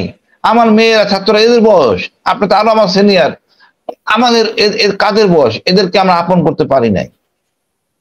আমরা কেন আশা করবো ছাত্র জেলে যাবে, ছাত্র মারামারি করবে? এই পরিবেশ, এই পরিবেশটা থাকবে ইউনিভার্সিটিতে। আমি কি আমার বাচ্চাকে ইউনিভার্সিটিতে পাঠাবো মারামারি করার জন্য? অবশ্যই না। আমার অনেক কষ্ট হয়, তাই বাচ্চাকে ব্যাকে পড়াচ্ছি। ইউনিভার্সিটিতে পড়ালে ভালো হইতো, কিন্তু পরিবেশ ভালো না বলে কেন ওই মারামারি কাটাকাটি। তা আমার মনে হয় নতুন রাজনীতি আসুক, কোন দল জিততো বড় কথা না, ছাত্ররা যেন ন্যায্য শিক্ষা পায়, গুণগত মান শিক্ষা পায়। এবং টিচারদের মধ্যে লাল দল, নীল দল, সাদা দল থাকা উচিত না, এটা বড় লজ্জার। টিচার থাকবে নিরপেক্ষ সম্মানের জায়গায়, এই রাজনীতি বেরিয়ে আসতে হবে। টিচারে কোনো দল থাকবে না, টিচারের সম্মানের জায়গায়, পিতার পরে। এই জিনিসটা না আসলে আমাদের কালচার পরিবর্তন হবে না। আমাদের ভারতীয় কালচার কেন অনুসরণ করব? আমরা নতুন কালচার সৃষ্টি করব। এই ছাত্র সে জামাতের হইতে পারে, শিবিরে হইতে পারে, আমাদেরই ছেলে। সে যদি ভালো কিছু করে আমরা ক্রেডিট দিব, সবাইকে উৎসাহ দিব। বিএনপির উচিত কেউ কোনো ডিপার্টমেন্টে ভালো করলে পুরস্কার দিব, এই ধরনের ঘোষণা থাকবে, ছাত্রদের উৎসাহ ব্যঞ্জন। খুব বড় ধরনের কোনো কারচুপি ছিল এখানে, মানে যে না কোনো বড়, আমি আপা আমার অনেক, আমার এলাকায় পরে কারচুপি বড় ধরনের কিভাবে হয়? হইতে পারে কম বেশি, হয়তো ছদ্মবেশী। দেখেন আপা, মেয়েরাও ভোট দিছে শিবিরকে। শিবির একটা বদনাম বলেন তো, ঢাকা এমবিএসে গত 5 বছরে এই কোন রকম অনৈতিক কোন নারীর সাথে করছে বা কোন রকম অশ্লীল আচরণ করছে দেখতে পারবেন না। কিন্তু কালকে যে গণেশ, পরশুদিন গণেশ যে আচরণ করছে, এটা কি যথেষ্ট না ড্যামেজ করার জন্য? গণেশ যে আচরণ করছে এটা কি যথেষ্ট না ছাত্র দলের আচরণের জন্য? এটা কি এই তার আচরণ অন্যান্য ইউনিভার্সিটিতে প্রভাব ফেলবে না? আমার তো মনে হয় না খুব ভালো কিছু হবে। আমাদের ছাত্রকে আমার ছেলের মতো মনে করেই গার্জিয়ান হয়ে কথা বলতে হবে। এরা হতে পারে নির্বাচনে জিতছে, কিছু আসে যায় না, বা বৃহত্তর জন্য আমি বৃহত্তর দৃষ্টিভঙ্গি আগামী জাতীয় নির্বাচনে আমরা। আপনার কি মনে হয় না যে ছাত্রদলের যে ক্যান্ডিডেট গুলো ছিল, সেই ক্যান্ডিডেট, গণেশের কথা না হয় বাদ দিয়ে, যে ছাত্রদলের বাকি যে ক্যান্ডিডেট ছিল, তাদেরও তো সেরকম ভদ্র সভ্য, তাদেরও তো সেরকম রেকর্ড নেই। ঠিক আছে, 5 বছর আপনি বলছেন। আচ্ছা দেখেন, আপনারা এনারাও তো, এরা কি বিপ্লব করে নাই? এই ছাত্রদলের ছেলেরা এরা কি বিপ্লব করে নাই? আন্দোলন ছিল না? তারা কি মনে প্রাণে খুশি তাদের নেতারা কি বলতেছে? নেতারাই তো এই সমস্যার মানে সৃষ্টি করছে, নেতারাই তো সমস্যাগুলি সৃষ্টি করছে। এই বিপ্লবটাকে ওন করে নাই। যে বিপ্লবকে ওন করবে সেই জিতবে, সোজা কথা, এটা বুঝতে হবে। আমরা এটাকে বিপ্লব বলি না, অদ্ভুতন বলি, অনেক কিছু বলি, আমি একটা করে পরিষ্কার বলি, ফ্রান্সের বিপ্লব বলেন, বহু দেশের বিপ্লব আছে, ইরানি বিপ্লব, বহু বিপ্লব, এর উভয় পক্ষের কাছে অস্ত্র ছিল। আমাদের এই ছাত্রদের কাছে কোনো অস্ত্র ছিল না। আর শক্তি কে ছিল? হেলিকপ্টার বিধ্বংসী অস্ত্র নিয়ে মারামারি করা হয়েছে। আম জনতা জড়াই গেছে, সব দলের ছিল, নেতৃত্বে ছাত্ররা ছিল। কিন্তু এই হেলিকপ্টার সহ উনি মসজিদ ইমাম সহ আমাদের জেনারেল গোয়েন্দা বাহিনীর 2 সেনাপ্রধান সহ সব পলাই গেছে। বিশাল বিজয়, কৃতিত্ব দিতে হবে আপনাকে। এই কৃতিত্ব দিলে কেউ ছোট হয় না, কাউকে যদি সম্মান করা হয় কেউ ছোট হয় না। এইখানে একটু বিএনপির সমস্যা আছে। আপনারা এতদিন করে কথা বললেন না, মাঝখানে বলা শুরু করলেন মাস্টার মাইন্ড। এটা বলে কি লাভ হলো না লস হইল? এটা বিশেষ প্রভাব ফেলছে এই নির্বাচনে। কোনো মাস্টার মাইন্ড নাই এখানে, সবাই মাস্টার মাইন্ড, ছাত্ররাই মাস্টার মাইন্ড। কি সমস্যা ছিল বললে ভোট বাড়বে না কমবে? আমি তো মনে করি কমবে। আমরা উদার হই, ছাত্রদের ভালো শিক্ষা পাক, জ্ঞান পাক, এবং ইউনিভার্সিটি থেকে হলুদ দল, নীল দল, সাদা দল, নীল দল বাতিল করুক, এটাই আমার প্রত্যাশা। এবং ছাত্র এগিয়ে যাক, ভালো ছাত্র হোক, এরাই আমাদের আমলা হবে, এরাই আমাদের দিক নির্দেশনা দিবে, রাজনীতিবিদ হবে, ভালো রাজনীতিবিদ হবে। রাজনীতির দায়িত্ব নিজ দল আপা, রাজনীতি বলে দায়িত্ব আপা, রাজনীতির দায়িত্ব না যে নিজের দল, পুরা বাকি বিরোধী দল কেউ সে আপন করে নেয়, এটাই হলো রাজনীতিবিদের দায়িত্ব। ধন্যবাদ আপা। অনেক ধন্যবাদ। আমি হাবিবুর রহমান হাবিব, আপনার থেকে একটু শুনতে চাই, আপনি কি আছেন আমাদের সাথে? আপনার থেকে একটু শুনতে চাই যে আপনার সাথে আছি তো আমি। হ্যাঁ হ্যাঁ, ভারত আছি কেন তো। উদ্বেগ প্রকাশ করছে? ভারত কেন উদ্বেগ প্রকাশ আমি করছে? আছি, আমি গাড়িতে উঠে আপনার সাথে। হ্যাঁ বলেন, আমি কথা বলি। আসসালাম। হ্যাঁ বলেন। আচ্ছা আচ্ছা, আপনি কি গাড়িতে উঠে কথা বলবেন না এখন বলবেন? এই গাড়িতে উঠে কথা বলি, তাহলে নিরাপদে নিরিবিলি। আচ্ছা, তাহলে আমি একটু আপনি ভাই থেকে শুনি। হাসিনুর ভাই, বাংলাদেশে কে থাকলো না থাকলো, কোন দল থাকলো না থাকলো, সেটা নিয়ে ভারতের কেন এত মাথা ব্যথা? রাজনীতিবিদ শশী থারুর যেটা বলেছেন সেটা খুবই ভয়ঙ্কর বার্তা বাংলাদেশের জন্য, এটা উনি মনে করছেন। মানে উনি কেন মনে করছেন এটা? তারপরে আবার পররাষ্ট্র সচিব, সাবেক পররাষ্ট্র সচিব, উনিও বলেছেন যে ওনার নাম কি, যে হর্ষবর্ধন সিংলা, তিনিও বলছেন যে মানে বাঘের সাথে তুলনা করেছেন, একটা চিতাবাঘ, বাঘে কখনো দাগ যায় না। তো আপনার কাছে কি মনে হয় ভারতের কেন এত মাথা ব্যথা? আচ্ছা আপা, ভারত তো হিন্দুত্ব চেতনায় বিশ্বাসী, কিন্তু এটাই ধারণা করবে। আজকে ভারতের জন্যই তো আমরা স্বাধীন হয়েছি, পাকিস্তান হয়েছি, পর বাঙালি হয়েছি। ভারত তার ওই খাইস্তত পরিবর্তন করে নাই। আমরা শুধু চিতাবাঘ না, ভারত যদি তার আচরণ পরিবর্তন না করে, ভারতের জন্য বিপদ আছে। ভারত তার নিজের জনগণের সাথে ন্যায় বিচার করে না। আজকে দেখেন বিভিন্ন জায়গায় আন্দোলন হচ্ছে, এটা তো আপনি বুঝতে হবে। ছেলেরা, এই জেনারেশন ছেলেরা ইন্টারনেট অন্যান্য জিনিস ব্যবহার করে। ভারত কি বললো কি বললো না কিছু যায় আসে না। আমার দেশে যত অপকর্ম হয়েছে, জঙ্গি বলেন, যাই বলেন, বোম ব্লাস্ট বলেন, সব ভারতের পিছনে। আমার দেশে যত জঙ্গি নাটক হয়েছে ভারতের পিছনে। কেন আমার সুখরঞ্জন বালিকে ভারত নিয়ে যায় নাই? ওই উসুলে মামলা করা যায় না? রয়ের বিরুদ্ধে, মোদির বিরুদ্ধে, দোভালের বিরুদ্ধে সুখরঞ্জন বালিক কেমন ইন্ডিয়ায় গেল? আমি কেন এই কথা বলবো? এটা আমার হাবিব ভাইয়ের বলার কথা। বলে না বলে আজকে হাবিব ভাইদের এই অবস্থা। ভারত প্রেম তো চলবে না এখানে। জাতীয় পার্টির নেতা এসে কি বলছে? ভারত প্রেসক্রিপশন শিখাই দিছে। বাংলাদেশে এসে বলছে, যা বলছে এটা বলা যাবে না, যা বলছে এটা বলা যাবে না। কি আমরা কি পুতুল নাকি? না ওদের অঙ্গরাজ্য? সুতরাং এখন সেই দিন শেষ। ভারতকে ভুলে যেতে হবে। ভারতকে আমাকে সমমর্যাদা চোখে দেখতে হবে। আর আমাদের দেশটা সৃষ্টি হবে ভারতের আধিপত্য মুক্ত বাংলাদেশ। হাবিব ভাই একমত হবে। আমরা আমাদের জিনিস নিয়ে খাবো, আমাদের জিনিস নিয়ে চলবো, আমাদের মতো করে আইন করব, জনগণের কল্যাণে আইন করব, ধনী গরিবের দূরত্ব কমায় নিয়ে আসবো, সবাই যেন শান্তিতে বসবাস করি। ভারতকে নিয়ে চিন্তাই করে আমলে নেবেন না পা। এরা কোনো জাতের মধ্যে পড়ে না। পৃথিবীর নিকৃষ্টতম জাতি, যার কোনো বাথরুম নাই দিল্লি শহরে, বাথরুম ঠিক করুক সেই সামর্থ্য তার নাই। সে আমাদের রাজনীতি নিয়ে এত আগ্রহ কিসের জন্য? আমাদের দুর্ভাগ্য, আমাদের রাজনীতিবিদরা এটা নিয়ে কথা বলে না। ওই জন্য বললাম, এই জন্য তো ভোট কমে। আমি কেন ভারতের বিরুদ্ধে বলবো? হাবিব ভাইয়ের বলার কথা, দুইটা গালি দিয়ে কথা বলার কথা। ভারতের বিরুদ্ধে আমি কেন বলবো? আর রাজনীতিবিদদের কথা বলার কথা। টেলিভিশনে কোনো মিডিয়া কথা বলে না। যে উনি গাড়িতে আসছে দেখে ওনারা কথা বলবে। আমি তো আর্মি। হ্যাঁ হ্যাঁ, হাবিবুর রহমান হাবিব ভাই, ভারতের কেন মানে আমাদের দেশে কোন দল থাকলো না থাকলো এটা নিয়ে ভারতের এত মাথা ব্যথা কেন? ভারত কেন উদ্বেগ প্রকাশ করছে? শশী থারুর উদ্বেগ প্রকাশ করছে, ভারতের প্রাক্তন পররাষ্ট্র সচিব উনি উদ্বেগ প্রকাশ করছে, উনি বাঘের সাথে তুলনা করেছে। তো এটা কেন ওনারা এত উদ্বেগ প্রকাশ করছে? বাংলাদেশে যদি জামাত ইসলাম আসেও তাতে ওনাদের মানে সুবিধা অসুবিধা কি, সেটা বাংলাদেশের মানুষের জন্য ওনারা অবশ্যই উদ্বেগ প্রকাশ করছে, সেটা নিয়ে ওনারা কেন উদ্বিগ্ন? না, এখানে ব্যাপার হলো জামাত তো সবসময় বলতেছেই ভারতের জন্য আমরা হুমকি না, ভারতের সাথে আমাদের সুন্দর সম্পর্ক বজায় রাখতে চাই। তাহলে কেন ওরা করবে আমি বুঝি না। বরঞ্চ আমাদের বিরুদ্ধে তো এনসিপি, তারপর আরো যারা আছে তারা আমাদের বিরুদ্ধে আঙ্গুল তুলে যায়, আমরা নাকি ভারতের পক্ষে, ভারতের কথা মতো আমরা চলি। আর জামাতদের সবসময় বলে বেড়াচ্ছে যে আমরা ভারতের সাথে সুসম্পর্ক বজায় রাখতে চাই, ভারতের মনে কষ্ট দিতে চাই না। তাহলে ভারতের এখানে তো কষ্ট পাওয়ার কিছু নেই, উদ্বেগ প্রকাশ করার তো কিছু নেই। এখন ভারতের যত যাই হোক না কেন, তারা ঘুরে ফিরে আওয়ামী লীগকে চায়, তার চেয়ে বেশি চায় শেখ হাসিনাকে। শেখ হাসিনাকে তারা ভুলতে পারবে না, কারণ আওয়ামী লীগ যা দিতেও বা যা দিবে শেখ হাসিনা তার চেয়ে বেশি দিয়েছে এবং দিবে। যেখানে ঘুরে ফিরে তারা বাংলাদেশের শাসন ক্ষমতায় শেখ হাসিনাকে ফিরিয়ে আনতে চায়। সেই আনার ক্ষেত্রে তারা নানান ধরনের কথাবার্তা বলবে, কাজকর্ম করবে, আলটিমেট পারবে না হয়তো।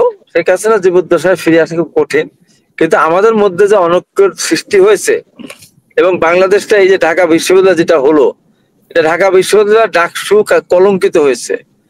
যেভাবে বলবে আমি ভোটের রায়কে আমি মেনে নিলাম, কিন্তু এই ভোটের রায় এরকম এইভাবে হবে, বা এই ঢাকা বিশ্ববিদ্যালয় একটা ঐতিহ্যবাহী বিশ্ববিদ্যালয়, যে বিশ্ববিদ্যালয় থেকে আন্দোলন করে রাজনীতি করে রাজনৈতিক সংগঠনের ছাত্র সংঘের নেতৃত্বে।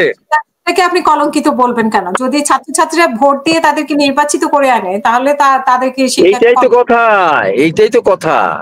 কাদেরকে ভোট দিল? যে ছেলেরা, যে ভিপি, যে যারা নিজের সংগঠনের নাম লুকিয়ে অন্য সংগঠনের সঙ্গে মিশে ক্যাম্পাসে থাকলো, খেলো, স্লোগান দিল, মিছিল করলো, সবকিছু করলো, যেই সরকার পরিবর্তন হলো তারা তখন রূপ পাল্টে ফেললো। এইরকম যারা নিজের দলের সাথে যারা মুনাফিকি করে, নিজের দলের আদর্শকে যারা মানে ধারণ না করে শুধুমাত্র সুবিধার জন্য, বিষয় লেখাপড়ার জীবন সুন্দরভাবে পার করার জন্য তারা অন্য একটা সংগঠনের হয়ে স্লোগান দেয়, মিছিল করে নিজের সংগঠনের বিরুদ্ধে, এদেরকে কি বলবেন আপনি?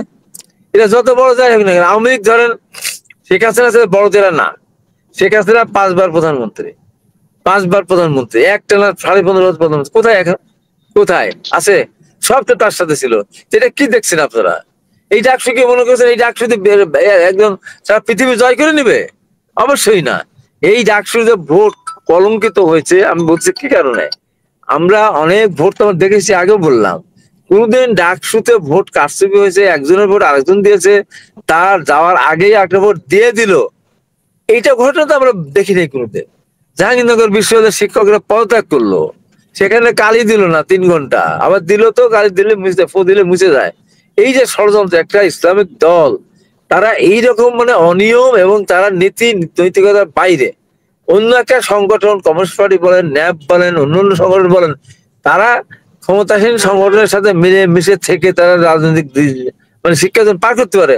কিন্তু ছাত্র শিবির, জামাত ইসলামের সঙ্গে যাদের সম্পর্ক, তারা কিভাবে ছাত্রলীগের মিছিলে গিয়ে স্লোগান দিয়ে ছাত্রলীগ হয়ে তারা হঠাৎ করে এসে তারা এখন বলে বসলো যে আমরা ছাত্র শিবিরের সভাপতি সাধারণ সম্পাদক। তাদের দিয়ে আপনি কি করবেন? যাতে নীতি নৈতিকতা নেই, সে যত বড়ই হোক না কেন। আজকে চিন্তা করেন, সালমান এফ রহমান এই দেশের সবচেয়ে বড় ধনী মানুষ, ব্যাংক থেকে টাকা নিয়ে হোক, আজকে কোথায়? তার টাকা হিসেবে ভোগ করতে পারতেছে না। এরকম অনেকবার তোফায়েল আহমেদ 69-এ গণপ্রত্যানের মহানায়ক ছিল, সে মন্ত্রী ছিল, তারপরে ছাত্র গণপ্রত্যানের মহান নেতা ছিল, তার দলের কিছু কর্মের কারণে উনি মারা গেলেন। যখন উনি মারা গেছেন অনেকে এখন জানেও না, তার জানাজা কোথায় হয়েছে তাও কেউ জানে না। এই যে অবস্থা, কারণ আপনি যদি অন্যায় করেন তাহলে আপনাকে তার ভুক্তভোগী ফল আপনার ভোগ করতেই হবে। আজকে ডাকসুকে যেভাবে ডাকসুর ভোট, তারা কতজন ছাত্রছাত্রী বললো যে আমরা আমাদের ভোট দিতে পারিনি, এই যে একটা ক্ষোভ, এই যে একটা কাজ, এই অন্যায় একটা কাজের জন্য তো যথেষ্ট। 5টা মানুষ ভোট দিতে পারেন নাই, তার মানে এটি তো কলঙ্কিত হলো। যারা নীতি ক্ষমতায় নেই, অর্থাৎ বিএনপি ক্ষমতায় ছিল যখন, ছাত্রদল তখন নির্বাচন করেছে, তারা কোন ভোট কাটতে যায় নাই, তারা হল দখল করতে যায় নাই, ভোটের কারচুপি করতে যায় নাই, আর এরা ক্ষমতায় যায় নাই, এরা ক্ষমতা যায়নি, কেবল বিশ্ববিদ্যালয় প্রশাসন গুলি এদের দখলে নিয়েছে। সরকারের একটা পর্যায়ে একটা প্রশাসনকে তারা, পুলিশ পর্যায়ের একটা পর্যায়ে তারা প্রশাসন দখলে নিয়েছে। তার মানে কি তাই যে রাতের বেলা ভোট দিয়ে দিতে হবে ছাত্র শিবিরের পক্ষে? তার মানে কি তাই যে ছাত্র শিবিরের ভিপি ক্যান্ডিডেট ভোট গণনার কাছে বহাল তবে থাকবে, আর ছাত্র দলের ভিপি বাইরে দরজা ঠকাবে, তাকে ঢুকতে দিবে না? এটা হয়? এটা হয়েছে তো, এটি হওয়া উচিত। তাহলে এটা কলঙ্কিত হলো না? আরো কলঙ্ক বের হবে, দেখবেন 5-7 দিনের মধ্যে এমন কলঙ্ক বের হবে যে দুর্গন্ধে এমন ছড়াছড়, দুর্গন্ধে আশপাশে মানুষ যেতে পারবে না। এই যে যেভাবে আজকে পুলিশ ভাবে দেখানো হচ্ছে না, এক ঠিকই এখন কোন চোর, কোন অনৈতিক লোক, কোন দুর্নীতিবাজকে কেউ পছন্দ করে না। সেক্ষেত্রে কেন পালাতে বাধ্য হলো? এরা যখন ভোটের দিকে মানুষ টেনে নিল, ভোট দিতে দিল না, অন্যদের ভোট দিয়ে দিল, এটা অপরাধ। কাজটা যেটা, এটা আরেকটা নৈতিক অপরাধ। শেখ হাসিনা এই অপরাধ গুলি করেছিল বলেই কিন্তু দেশ ছেড়ে যেতে বাধ্য হয়েছে। এরা তো এখনো কিছুই না, এখন দেশ ক্ষমতা আসেই নি, এখনই দুর্নীতি, এখনই যে কাজটা করলো বাংলার মানুষকে দেখিয়ে দিল। আমরা জামাত ইসলাম মুখে যত ইচ্ছা করি না কেন, আমরা আমাদের জয়লাভের জন্য আমরা যা ইচ্ছে তাই করতে পারি, যাক যে কারোর সাথে আমরা আঘাত করতে পারি, যে কোনো কাছে তাদের সাথে আমরা ই করতে পারি, প্যানেল করতে পারি। আমাদের ক্ষমতায় যেতে হবে। যেমন আপনার এরা, এবং এরকম দেখেন একটা মুনাফেক একটা সংগঠন, আপনি দেখেন এরা এরা এদের জন্ম হয়েছে কবে? পাকিস্তানের বিরোধিতা করার কারণে নিষিদ্ধ ছিল। শহীদ রাষ্ট্রপতি জিয়া রহমান যখন রাষ্ট্রীয় ক্ষমতায় মানুষের সিপাহী জনতার অভ্যুত্থানের মধ্যে দিয়ে ক্ষমতা আসলেন, আসার পর যখন রাজনৈতিক দলগুলি করার অধিকার দিলেন, তখন কিন্তু এই জামাত ইসলাম, নিষিদ্ধ জামাত ইসলাম কিন্তু ইয়ের ব্যাপারে আইডিএলের মাধ্যমে, আইডিএল নামে এরা আত্মপ্রকাশ করলো। 79 ইলেকশন কিন্তু আইডিএলের পক্ষ থেকে করেছে। এরপরে এরশাদ যখন আসলো, তখন এরা জামাত ইসলাম আবার পুনরায় জামাত ইসলামের নামে ফিরে গেল। এবং গোলাম আজমও শিশু শহীদ রাষ্ট্রপতি জিয়া রহমান আমাদের কিন্তু বাংলাদেশে আসার সুযোগ পেয়েছিল। এবং বিএনপি সাথে ওরা 7 দলের সাথে একসাথে ওরা আন্দোলন করতো। 86 নির্বাচনে আওয়ামী লীগ যখন চলে গেল, তো আওয়ামী লীগের 15 দল ভেঙে 5 দল নির্বাচনে গেল, আজকে মেনে নিনু ভাইরা, আর আওয়ামী লীগ 8 দল দিয়ে তার নির্বাচনে গেল। জামাত ইসলাম তার বিএনপিকে ছেড়ে চলে গেল আওয়ামী লীগের সাথে নির্বাচন করতে। সেই সময় না যায়, তাই তো এর সাথে কন্টিনিউ করে না। এরপরে 91 সালে আবার জামাত বিএনপি মোটামুটি কাছাকাছি আসলো। যেখানে বিএনপির ভোট কম সেখানে জামাতকে সমর্থন দিল, যেখানে জামাতের ভোট খুবই কম সেখানে বিএনপিকে সমর্থন দিল। এইভাবে জামাত 18টা আসন পেল। তারপর সরকার গঠন দিল, বিএনপি একভাবে করতে পারেনি, অন্য দলকেও নিয়ে সরকার গঠন করতে পারতো, তা না করে জামাতকে 2টা মহিলা সংরক্ষিত আসন দিল। দেওয়ার পরে তারা সরকার গঠন করলো। এই দেখেন, আবার এরা 94 সালে গিয়ে আওয়ামী লীগের সাথে আঘাত করে তারা সেখানে আপনার করলো, আঘাত করে তারা সেখানে আন্দোলনে গেল। আন্দোলন করার পর নির্বাচন হলো, সেই নির্বাচন মাত্র 3টা আসন পেল। বিএনপি শত বিরোধিতার পরেও 116টা আসন পেয়েছিল। তারপরে আবার সেই বিএনপি ম্যাডাম খালেদা জিয়া মহানুভবতার একজন দৃষ্টান্ত, উনি এই জামাতকে নিয়ে আবার 2001 সালে আপনার করলেন, 2001 সালে একসাথে নির্বাচন করলেন। 2001 সালে যে বিএনপি একা নির্বাচন করতো, তাও একক সংঘর্ষ অর্জন করতে পারতো। ম্যাডাম সব ভুলে গিয়ে তাদেরকে নিয়ে নির্বাচন করলেন এবং 2টা মন্ত্রী দিলেন, তাদের মন্ত্রী সহ দৃষ্টান্ত দিলেন, যেটা নিয়ে ম্যাডাম খালেদা জিয়াকে বহুবার বিতর্কিত হতে হবে, বহুবার তাকে সমালোচনার সম্মুখীন হতে হবে। তারপরে সেই জামাত যেই মহানির্বাচন হয়ে গেল, তারেক রহমান গ্রেপ্তার হলেন, তখন বলে ফেললেন ওই তো গ্রেপ্তার হবেই, দুর্নীতি করে গ্রেপ্তার হবে না, আমাদের কেউ তো গ্রেপ্তার হলো না, আমাদের 2জন মন্ত্রী ছিল তারা তো গ্রেপ্তার হলো না। যতদিন পর্যন্ত তাদের 2জন মন্ত্রী গ্রেপ্তার না হয়েছে, ততদিন পর্যন্ত তারা বিএনপিকে চোর বলেছে, বিএনপিকে দুর্নীতিবাজ বলেছে, বিএনপির এমপিরা মন্ত্রীরা অযোগ্য নানান কথা বলেছে। তারপরেও আবার 2008 সালে যখন নির্বাচন হলো, 8 সালের নির্বাচন আগে বিএনপি নির্বাচন যাবে না, ম্যাডাম খালেদা জিয়া নির্বাচন যাবেন না। কারণ উনি বুঝতে পেরেছেন এই নির্বাচনে গেলে আর্মিদের এখানে একটা বড় ধরনের, মানে সেনা শাসিত আর্মি বলতে সেনা শাসিত সরকার, তারা এখানে একটা 2 নম্বরই করবে। কারণ ম্যাডামের কাছে তারা বলেছিলেন আপনি আমাদেরকে আমাদের সহানুভূতি চোখে দেখেন, আমাদের যে এগুলি আইনগুলি আমরা যেগুলি করে যে কাজগুলি করেছে সেগুলো আইনের পরিণত করবো, অথবা আপনি এটা বাধা দিবেন না বা এটা কোনো বিচার করবেন না। ম্যাডাম তখন বলেছে যে না, আমি তোমরা অন্যায় করেছো, তোমাদের ব্যাপারে আমি তোমাদের হাতে আপোষ করতে পারি না। তখন তারা ম্যাডামকে হুমকি দিয়েছিল যে যদি আপনি আমাদের কথা রাজি না হন, আমার 2 সন্তানের পরিণতি কিন্তু খুব খারাপ হবে।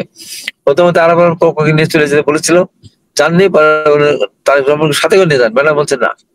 তখন বলছে আপনার সন্তানের পরিণতি অত্যন্ত ভয়ানক হবে। ম্যাডাম খালেদা জিয়া স্পষ্ট বলে দিয়েছিলেন, আমার বাংলাদেশের কোটি কোটি সন্তানের মা আমি, আমার 2 সন্তানকে আমি কুরবানি করতে রাজি আছি, আমার লাখো কোটি সন্তানদের জন্য, তাদের তাদের ভবিষ্যতের জন্য আমার 2 সন্তান কুরবানি করতে রাজি আছি। দেখেন 2 সন্তানের উপরে মানে পাকিস্তান আরো যেভাবে টর্চার করেছিল তার সাথে কোনো টর্চার করেনি। আর বলেন কোকো এবং ম্যাডাম কিন্তু তারপরেও ওদের কথা কি রাজি হন নাই। এই ম্যাডাম জানেন যে এখন নির্বাচনে গেলে নির্বাচিত যাবে না। জামাতে ইসলাম সেদিন নির্বাচনে যাওয়ার সিদ্ধান্ত নিয়ে ম্যাডামের কাছে গিয়ে বললেন, ম্যাডাম আমরা তো নির্বাচনে যাব, তো আপনি যদি নির্বাচনে চান তাহলে আমরা বসে আলোচনা করি, চা খাই। তো ম্যাডাম বললে বসেন না, না যদি নির্বাচনে যান তাহলে বলবো। তখন ম্যাডাম বললেন ঠিক আছে, নির্বাচন যাবেন, আপনাদের 3টা আসন দিবে, আমাকে 30টা দিবে। দেখেন ম্যাডামের মুখের কথা মুখেই রয়ে গেল, জামাত পেল 2টা, বিএনপি পেল 29টা।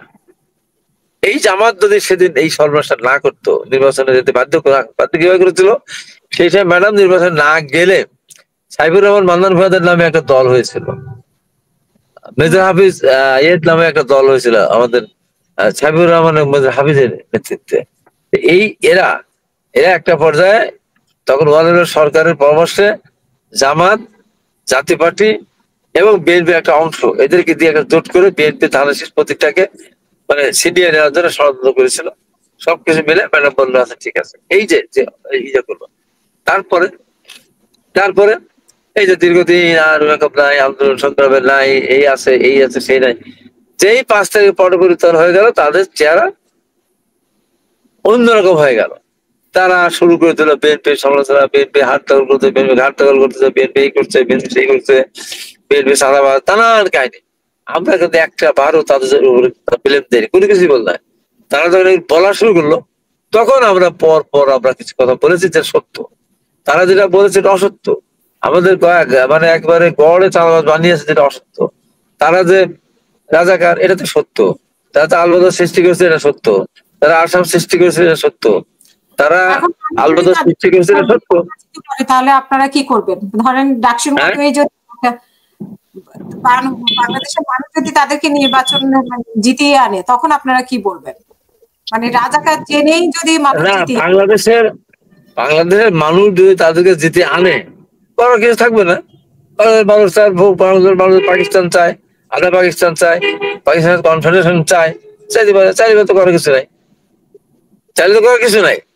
কিন্তু আমার কথা হলো যে সিনসিয়ার ভোট কারচুপি না করে যদি তারা ভোট পায় তো করার কিছু নাই। ডাকসুর মতো যদি এই কাজ করে যে ডাকসুর ভিভিকে ঢুকতে, ছাত্র ভিভিকে ক্যান্ডিডেটকে ঢুকতে দেবে না, তারা ওখানে বসে বসে থাকবে, তারপর আরো যে অনিয়মগুলো হয়েছে সেই অনিয়মগুলো খতিয়ে দেখতে হবে। তো আমি তখনই অভিযান দাঁড়াবো যখন দেখবো যে কোনো অনিয়মই আর মানে যেগুলো আসলে আমাদের সামনে সেগুলো মিথ্যা পরিণত হবে, তখন তো আমি অবশ্যই তাদের এরকম করবো। কিন্তু আমি যতক্ষণ পর্যন্ত ওই যেগুলো নিয়ে মাঠে আলোচনা আছে, হাসনাত, সার্জিস, এদের যে এই যে ব্যালট পেপার নিয়ে আসা, সিল মারা, নানান কাহিনী আসছে, কতটুকু সত্য পেতে যায় না। এটা তো প্রিন্ট মিডিয়া বল না, এগুলো ইলেকট্রনিক মিডিয়া বল না, এটা সোশ্যাল মিডিয়াতে বলা হচ্ছে। এটা যদি সত্য হয়ে থাকে তাহলে সেই ডাকটিকে গ্রহণ করার কোনো প্রশ্নই ওঠে না। আর সেটা তো সত্য না হয়ে থাকে, আরো অনেকগুলি আছে সেগুলি যদি সত্য না হয়, আধা সত্য হয়ে থাকে, তখন আমরা সেই ব্যাপারে অভিনন্দন জানাবো, সবকিছু করবো। কিন্তু না জেনে না বুঝে আগেই আমি একদম অভিনন্দন জানিয়ে দিলাম, যেহেতু এখানে অনেক এখনো আছে, তো বললাম যে কথাটা এখনো আমার মনে হয় যে এত পার্সেন্ট ভোট কাস্ট হলো একটা অস্বাভাবিক। তাহলে যদি বলি তাই যেতে হয়, তাহলে ছাত্র লীগ যারা করতো এই দীর্ঘ দিন ধরে যারা ক্যাম্প, তারা গেল কোথায় বলেন? তারা গেল কোথায়? তারপরে যে হলে যারা থাকে না, হলের বাইরে। এই এত পার্সেন্ট ভোট, তারা কি সেখানে আসছে? ছাত্রীরা 20% ভোট ছিল, তারা তো ভোট কেন্দ্রে না যায়। 20% মানুষ বাইরে থেকে যদি বাসে না আসে, তাহলে তো ভোট, তাহলে তো 100% ভোট হয়ে যায় ওই হিসাবে ধরতে গেলে। আছে এখানে ব্যাপার আছে, এখানে ডাকসুর ভিভির ভোট এত, সবগুলো ভিভির ভোট মিলে কত হবে সেটা দেখার বিষয় আছে। সবগুলো জিএস এর ভোট মিলে সবগুলো ভিভি ভোট হয় কিনা সেটা দেখার ব্যাপার আছে। নানান কিছু আছে। আসার পরে তারপরে আমি যদি দেখি যে না কোনোটাই যেগুলো অভিযোগের আকারে এসেছিল, আমি তো বলছিলাম ওটাই সত্য, অভিযোগ আকারে এসেছিল সেগুলো আমরা দেখেছি, আমরা সেগুলো যাচাই বাছাই করে দেখেছি না সেগুলো সঠিক না, আসলে যে ভোট সুষ্ঠু হয়ে যদি এরকম প্রতিফলন হয় অবশ্যই আমরা তাদের ওয়েলকাম করবো। কিন্তু ঢাকা বিশ্ববিদ্যালয়ের ছাত্রছাত্রীদের প্রতি আমার একটা বক্তব্য থাকবে যে তোমরা যারা আন্দোলন করলো না, সংগ্রাম করলো না, তোমাদের দাবিদের পক্ষে কথা বললো না, তোমাদের বাবা মা যারা কৃষকের সন্তান তার কীটনাশকের দাম, সারের দাম বেশি বললো না, বিদ্যুতের দাম বেশি বললো না, লোডশেডিং এর কথা বললো না, যারা একটা মিছিল করলো না, গণতন্ত্রের পক্ষে কথা বললো না, যারা ওরকম পরিস্থিতিও না, ওরা যদি 5 তারিখ না আসতো এদের তো সাদিক কাম যদি কেউ চিনতো, ওই ছাত্রলীগ নেতা হিসেবেই চিনতো, তাদেরকে ভোট দিয়ে দিল, সমানে ভোট দিয়ে দিল, তারপর মেয়েরা যে হয়ে দিল। এইগুলো তো আসলে এইগুলো তারা তাদের এই জেনারেশন, তাদের যে স্বাধীনতার চেতনা তাদের ভিতরে থেকে থাকতো, এই ঢাকা বিশ্ববিদ্যালয় মুক্তিযুদ্ধের এটা মানে এটা কি বলবো, মুক্তিযুদ্ধের এটা সূতিকাগার ছিল মনে করতো, তাহলে ওরা কিন্তু 7 বার চিন্তা করতো ভোটটা এই প্যানেলে দেবো কিনা, যাকে আমরা ক্যাম্পাসে পাই নাই, দেখি নাই, আরেকটা সরকার স্বার্থ সমস্যা ছিল, তার পক্ষে ভোট কিভাবে করলো আমি জানি না। ধন্যবাদ। অসংখ্য ধন্যবাদ। আমি হাসিনুর রহমান আপনার কাছে যেটা জানতে চাই যে এই যে ভোটগুলা বা এখান দিয়ে অনেকে হিসাব নিকাশ করছে জাতীয় পর্যায়ে এক ধরনের প্রভাব ফেলতে পারে, বা জাতীয় নির্বাচনে যদি এরকম একটা ঘটনা ঘটে যে আমরা সবাই আশা করছি যে বিএনপি আসবে বা বিএনপি বড় দল, তো তখনও একটা চমক দেখিয়ে এরকম একটা ঘটনা ঘটে গেল যে কোনো ভাবে হোক, তো সেটাকে আসলে কিভাবে নেবে বা সেরকম হওয়ার সম্ভাবনা আছে কিনা বলে আপনি মনে করেন কিনা? সেটা ডাকসু নির্বাচন দিয়ে যদিও বলা হচ্ছে যে ডাকসু একটা ছোট জায়গা, মাহমুদুর রহমান মান্না নিজেই বলেছেন যে ডাকসু একটা ছোট জায়গা, সেটা দিয়ে জাতীয় নির্বাচন বিচার করা যায় না। তো আপনার কাছে কি মনে হচ্ছে যে এটা দিয়ে বিচার করা যায় কিনা? আপা, প্রত্যেকটা ছাত্র একটা প্রত্যাশা থাকে জীবনে যদি সুযোগ পাই ঢাকা ইউনিভার্সিটি পড়বো। ঢাকা ইউনিভার্সিটিতে একটা ইউনিভার্সিটি হতে পারে বা সমগ্র বাংলাদেশের প্রতিনিধি আছে। আমি মনে করি যদি ভুল ত্রুটি হয়েও থাকে এই ফল্ট ফাইন্ডিং গুলি করে আগামী যে নির্বাচনগুলি আছে এগুলি নির্বাচনে জিততে হবে ছাত্র দলকে, নাহলে কিন্তু এই কথা টিকবে না। আজকে ভাইয়ের যে কথাগুলি এটা টিকবে না, আপনার বুঝতে হবে। আমি ভাই কিছু মনে করেন এই পলাশীর মোড়ে 1 বছর নীলক্ষেত কাটাবনে চাঁদাবাজি কারা করছে? ছাত্রলীগ তো করে নাই, এটা ছাত্ররা দেখছে। আপনার কেন বাস্তবতা স্বীকার করেন না? আমি মনে করি আপা নকল করে 3rd ডিভিশন পাওয়া যায়, নকল করে কিন্তু 1st ডিভিশন পাওয়া যায় না। এখনো অনেক সময় আছে। জাহাঙ্গীরনগর, আমি শেষ আপা, জাহাঙ্গীরনগর বিশ্ববিদ্যালয়, জাহাঙ্গীরনগর বিশ্ববিদ্যালয় আছে, জাহাঙ্গীরনগর বিশ্ববিদ্যালয়, রাজশাহী বিশ্ববিদ্যালয়, চিটাগাং বিশ্ববিদ্যালয়, খুলনা আছে। আমরা অনেক সুযোগ আছে। আপনারা বিপ্লবটা ধারণ করেন, দেখবেন সাবজেক্ট চেঞ্জ হবে। আমি তো মনে করি আপনাদের রাজনৈতিক কৌশল বলেন, শিবির তো ভালো কৌশল করছে।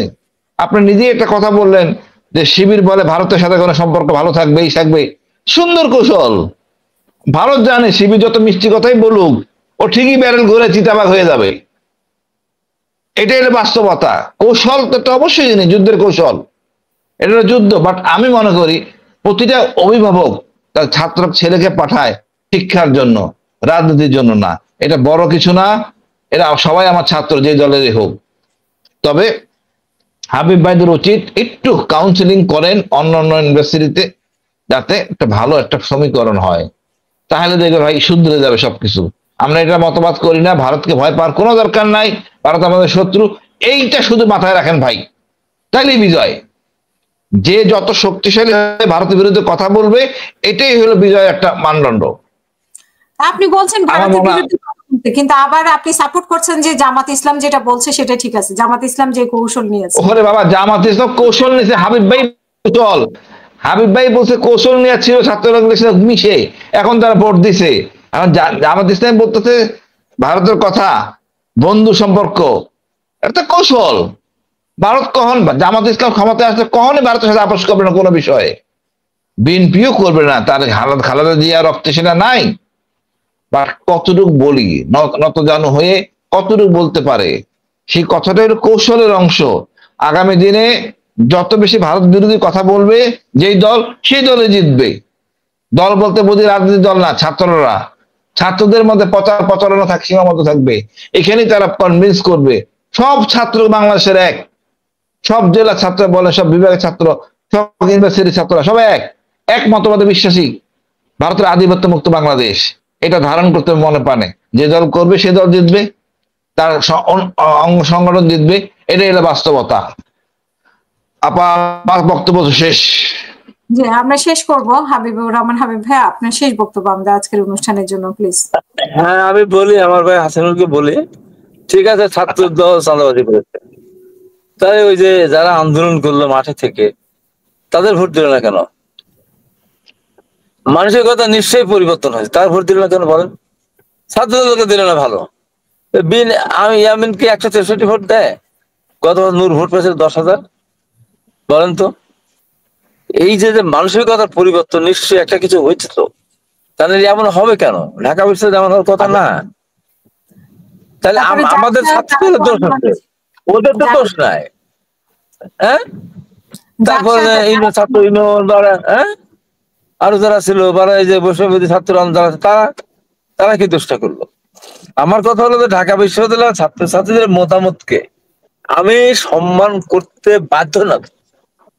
তারা যে কাজটা করেছে, একটা মহান স্বাধীনতা যুদ্ধের সাথে যাদের সম্পর্ক ছিল না, তারা যদিও ছাত্র শিবিরের নামে প্যানেল দেয়নি, তারা ছাত্র লীগের সাথে মিশে তার রাজনৈতিক যে চিন্তা চেতনা, তাকে জলাঞ্জলি দিয়ে, তার সাথে আপোষ করে, তার সাথে চতুরতা করে বা তার সাথে বিশ্বাসঘাতকতা করে তারা ছাত্রলীগের সাথে মিশে তাদের লেখাপড়ার জীবনটা শেষ করেছে সুন্দরভাবে। আবার তারা ডাকসুতে শুধুমাত্র জেতার জন্য তারা নিজেদের পরিচয়কে ক্যামফ্লেজ করে বা লুকিয়ে তারা অন্য আরো কয়েকটা সংগঠন বা এখানে চাকমা টাকমা এদেরকে দিয়ে একটা প্যানেল করে তারা দেখাতে চেয়েছে যে আমরা ছাত্র শিবির না, আমরা জামাত ইসলামের যে সংগঠন ছাত্র শিবির সেটা আমরা না, আমরা সবাইকে মিলে সর্বদলীয় ছাত্রের মতো একটা অবস্থা ধারণ করেছিল। এই জায়গাটা তাদের এটা কৌশল নয়, এটা বলবো যে একটা অপকৌশল। আমাকে মানুষ ভোট দেবে আমার নীতি আদর্শের কারণে আমাকে ভোট দেবে, কিন্তু আমি যদি আমার নীতি আদর্শকে জলাঞ্জলি দিয়ে আমি যদি ভোট করি বা আমি যদি রাজনীতি করি, তাহলে এটা কি ঠিক হলো? এই আমার প্রশ্নটা হলো ওই জায়গায় যে ছাত্র শিবির যে কাজটা করেছে তার নীতি নৈতিকতাকে জলাঞ্জলি দিয়ে শুধুমাত্র ভোটে জেতার জন্য, যেমন ক্যাম্পাসে থাকার জন্য ছাত্রলীগ সেজেছিল, ঠিক তেমনি ভোটার জেতার জন্য, সবার কাছে গ্রহণযোগ্যতা পাওয়ার জন্য এই অনৈতিক কাজটি তারা করেছে। এখন দেখা যাবে সামনের দিকে, দেখবে ছাত্ররা এরা কি করে। এরা এখন যেমন এখন দেখলাম যে অতিরিক্ত বলবো না, এরা গিয়েছে, এরা এরা এরা এরা বদ্ধভূমিতে গিয়েছে, এরা বুঝতে মাজারে গিয়েছে, এরা বিভিন্ন জায়গায় তাচ্ছে। এখন এরা আগামীতে যদি 21শে ফেব্রুয়ারি তার ডাকসুর উদ্যোগে বা ডাকসুর মূল দায়িত্বে থাকে, তারা যদি 21শে ফেব্রুয়ারি পালন করে ওইভাবে, তারা যদি ছাত্র শিবির ওরা যায় না, আপনার সাথে স্মৃতির সাথে যায় না, তাদের স্মৃতির সাথে যায়, তখন এই ছেলে মেয়েদের ভিতরে ঠিক আছে আমরা তাদেরকে ভোট দিলাম, ঠিক আছে, কিন্তু এরা যদি এগুলো না করে তখন হাবিব ভাই, এটা অস্বাভাবিক কিছু না যে আগামীকাল এই ছাত্র ডাকসুর ছেলেরা আমাদের খালেদা জিয়া মা সমতুল্য তার কাছে দোয়া নিয়ে আসবে। এরা খুব মডার্ন। কতটা মডার্ন হলে আমাদেরকে নিয়ে দলে আনছে, হিন্দু দোয়া নিয়ে আসবে। এদের সবটা হলো কুটকৌশল,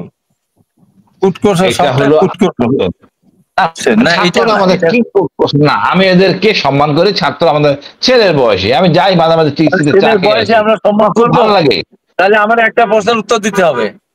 এই বিপি যে ভাষায় সেদিন কথা বললো, জিয়াউর রহমান একটা ফ্যাসিস্ট, একটা খুনি, তারেক রহমান একটা চাঁদাবাজ, একটা খুনি, ম্যাডাম খালেদা জিয়া ফ্যাসিস্ট এবং সে এতিমের টাকা আত্মসাৎ করেছে।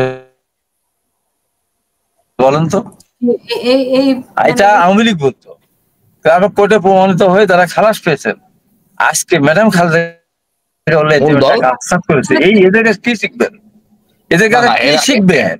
এরা যদি বলে থাকে ভুল হয়েছে, এটা করা উচিত হয় নাই, এটা ইমেচিউরিটি কাজ হয়েছে। আমি বললাম না এদের ছাত্ররা না, এটা এটা যদি এটা বলে এগুলো ভুল করছে আমাদের ছেলে হাবিব ভাই, ওই ছেলেকে তো আমি ছেলে বলবো না। ছেলে তার এখন শোনেন, এখন যদি একটা আমার ছেলে মুসলমান, আমার ছেলে যদি হিন্দু ধর্ম অবলম্বন হয়ে তাদের সাথে খাওয়া দাওয়া সবকিছু করলো, ধরেন করার পরে ওই মন্দিরে যায় সবই করে, আমি কি তখন আমার ছেলেকে আমি মুসলিম ছেলে হিসেবে ধরে নেবো? এরা এদের নীতি বাদ দিয়ে, শিবিরের নীতি আদর্শ বাদ দিয়ে, ছাত্রলীগের লেবার ধারণ করে, ছাত্রলীগের স্লোগান মুখে নিয়ে, স্লোগান দিয়ে মুখরিত করে তারা যেই 5 তারিখ পরিবর্তন হয়ে গেল সেই বলে বলল আমি শিবির। এর সে আর কিছু হতে পারে খারাপ? এতে খারাপ কিছু হতে পারে? তাদের কোনো অবদান নাই, বললাম না, একটা দিন জেলে যায় নাই, একটা দিন মার খায় নাই, হয় নাই। ছাত্ররা কেন জেলে যাবে? ছাত্ররা কেন জেলে যাবে ভাই? ছাত্ররা কেন জেলে যাবে? ছাত্ররা কেন জেলে যাবে ভাই? বলেটা কি? কেন যাবে না মানে? ভাই এটা উচিত না। আমরা যাবে না, বলেটা কি? বলেটা কি? নতুন কথা শুনলাম, পাকিস্তানে আমরা জেলে গেছে না আমাদের নেতারা?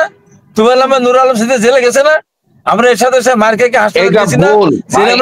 এটা ভুল ভাই, এটা ভুল। শিক্ষার জন্য আসছে, জেলে যাওয়ার জন্য আসে নাই। কোন অভিভাবক জেলের জন্য ছেলেকে পাঠায় না। এটা রাজনীতিবিদরা করবে, ছাত্ররা জেলে যাবে না, শিক্ষা অর্জন করবে। সব সময় ছাত্ররা তার ভাষা আন্দোলন করতে গিয়ে রাজনীতিবিদরা মারা গেছে, ছাত্ররা মারা যায় না ভাই। ভাষা আন্দোলন ভাই, ভাষা আন্দোলন কজন মারা গেছে? ভাষা আন্দোলন কজন মারা গেছে ভাই? ভাষা আন্দোলনের কজন মারা গেছে ভাই? ভাষা আন্দোলন না, ভাষা আন্দোলন ভাই আপনি এটা কি বলতেছেন? ওরা তো মারা গেছে, ছাত্ররা মারা গেছে তো। আমি ভাষা আন্দোলন না, ভাষা আন্দোলনের কজন মারা গেছে? ছাত্ররা মারা গেছে। আপনারা তো কোনো প্রতিবাদ করেন না, 71 ছাত্র নিয়ে কথা বলছেন। একজন মারা গেল তো ছাত্রই মারা গেছে। সালাম বরকত দেয়া কিছু, এরা কি এ ছাত্র ছিল না? আমাদের সময় এরশাদ বিরুদ্ধে আন্দোলন, এরশাদ যখন জোর করে করলো, আপনাদের এই বিপ্লব থেকে এরা মারা গেছে না? আমরা জেলে গেছি না? ওই সময় ডাকসুর প্রধান কে ছিলেন? বিপি কে ছিলেন? ওই সময় ডাকসুর না, ওই সময় ডাকসুর বিপি কে ছিলেন? ওই সময় ডাকসুর বিপি কে ছিলেন?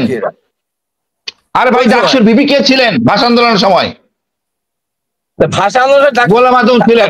গোলাম আজম ছিলেন, উনি লিখিত আবেদন করছে। গোলাম আজম, এটা মানবেন না আপনারা? আপনারা ছাত্রদেরকে রাজনীতি করাবেন, জেলে পাঠাবেন। আমি আপনার দর্শনের সাথে একমত না। আমি আপনার দর্শনের সাথে একমত না। গোলাম আজমই একমাত্র। গোলাম আজম একমাত্র। তাহলে ভাষা আন্দোলন নায়ক হতো না, ভাষা মতিন হতো না। আপনি এখন না, এই ভুল করে ফেললেন। একমাত্র গোলাম আজমই ডিপি ছিলেন। উনি আবেদন করছেন, লিখিত আবেদন, কিন্তু ভাষা আন্দোলন ইতিহাস তো উনি আবেদন করছেন। আমার কথা হলো, আবেদন একদিনই, মারামারি একদিনই। গোলাম আজম ছিল, ভাষা আন্দোলন ইতিহাস হলো মতিন, তারপর গাজীউল হক, অনেকেই ছিল। গোলাম আজম ছিল, বিবি ছিল গোলাম আজম, ঠিক আছে। কিন্তু ভাষা আন্দোলনের যে নেতৃত্ব পরে কাদের হাতে গেছিল? ইতিহাস কি বলে? গোলাম আজমের কথা বলে না আমাদের পাবনার ভাষা মতিনের কথা বলে? ইতিহাস তো আওয়ামী লীগ লিখছে, ইতিহাস তো আওয়ামী লীগ লিখছে। স্বাধীনতা ঘোষণা দিয়েছে আওয়ামী লীগের আমলে না, এই বয়ান আপনারা ইতিহাস সব বিকৃত করে ফেলা হয়েছে। সেই কথা বলতেছি না রে ভাই। অবশ্যই 4 জন মারা গেছে, কোনো সন্দেহ নাই। একজন মারা গেল, ছাত্র মারা গেছে। কিন্তু কথা হলো, আমার কথা হলো, ছাত্ররা আন্দোলন করবে, মূল জিনিস হলো শিক্ষা।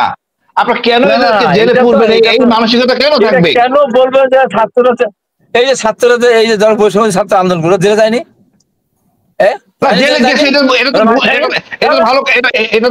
এটা ভালো কালচার না, এটা ভালো কালচার না। We have to remove this culture. এই কালচার থেকে বেরিয়ে আসতে হবে। ও ফ্যাসিস্টের কাছে আপনি রিমুভ করবেন? হ্যাঁ, কথা করা যাবে না তো। কোনো যে তাকে সামনে গিয়ে লো বা খেও না বাগা, হ্যাঁ, এই কথা বলে হবে? ফ্যাসিস্টের বিরুদ্ধে মোকাবেলা করতে জেলে যেতে হবে, ছাত্র জেলে গিয়ে ভাইরে বাংলাদেশের আপনি ইতিহাস ছাত্রদের রাজনীতি জেলে করেন জন্ম দিতে। ভাই, আপনার বললে হবে ভাই এটা? আপনার না রাজনীতি করেন, অসুবিধা নাই। আমি আমার দর্শনে বিশ্বাস করি না ছাত্ররা রাজনীতি করবে, না, আপনার এই জেলে যাওয়ার মতো এমন কোনো কাজ করবে না, জেলে যাওয়ার মতো এমন কোনো কাজ ছাত্ররা করবে না। আপনি বলতে পারেন পৃথিবীর কোথাও নাই, উন্নত দেশে নাই, আমরা উন্নত দেশ হতে চাই, আমরা উন্নত দেশ হতে চাই। আচ্ছা মারা গেল, আমরা উন্নত দেশে বাংলাদেশের পার্থক্য আছে তো।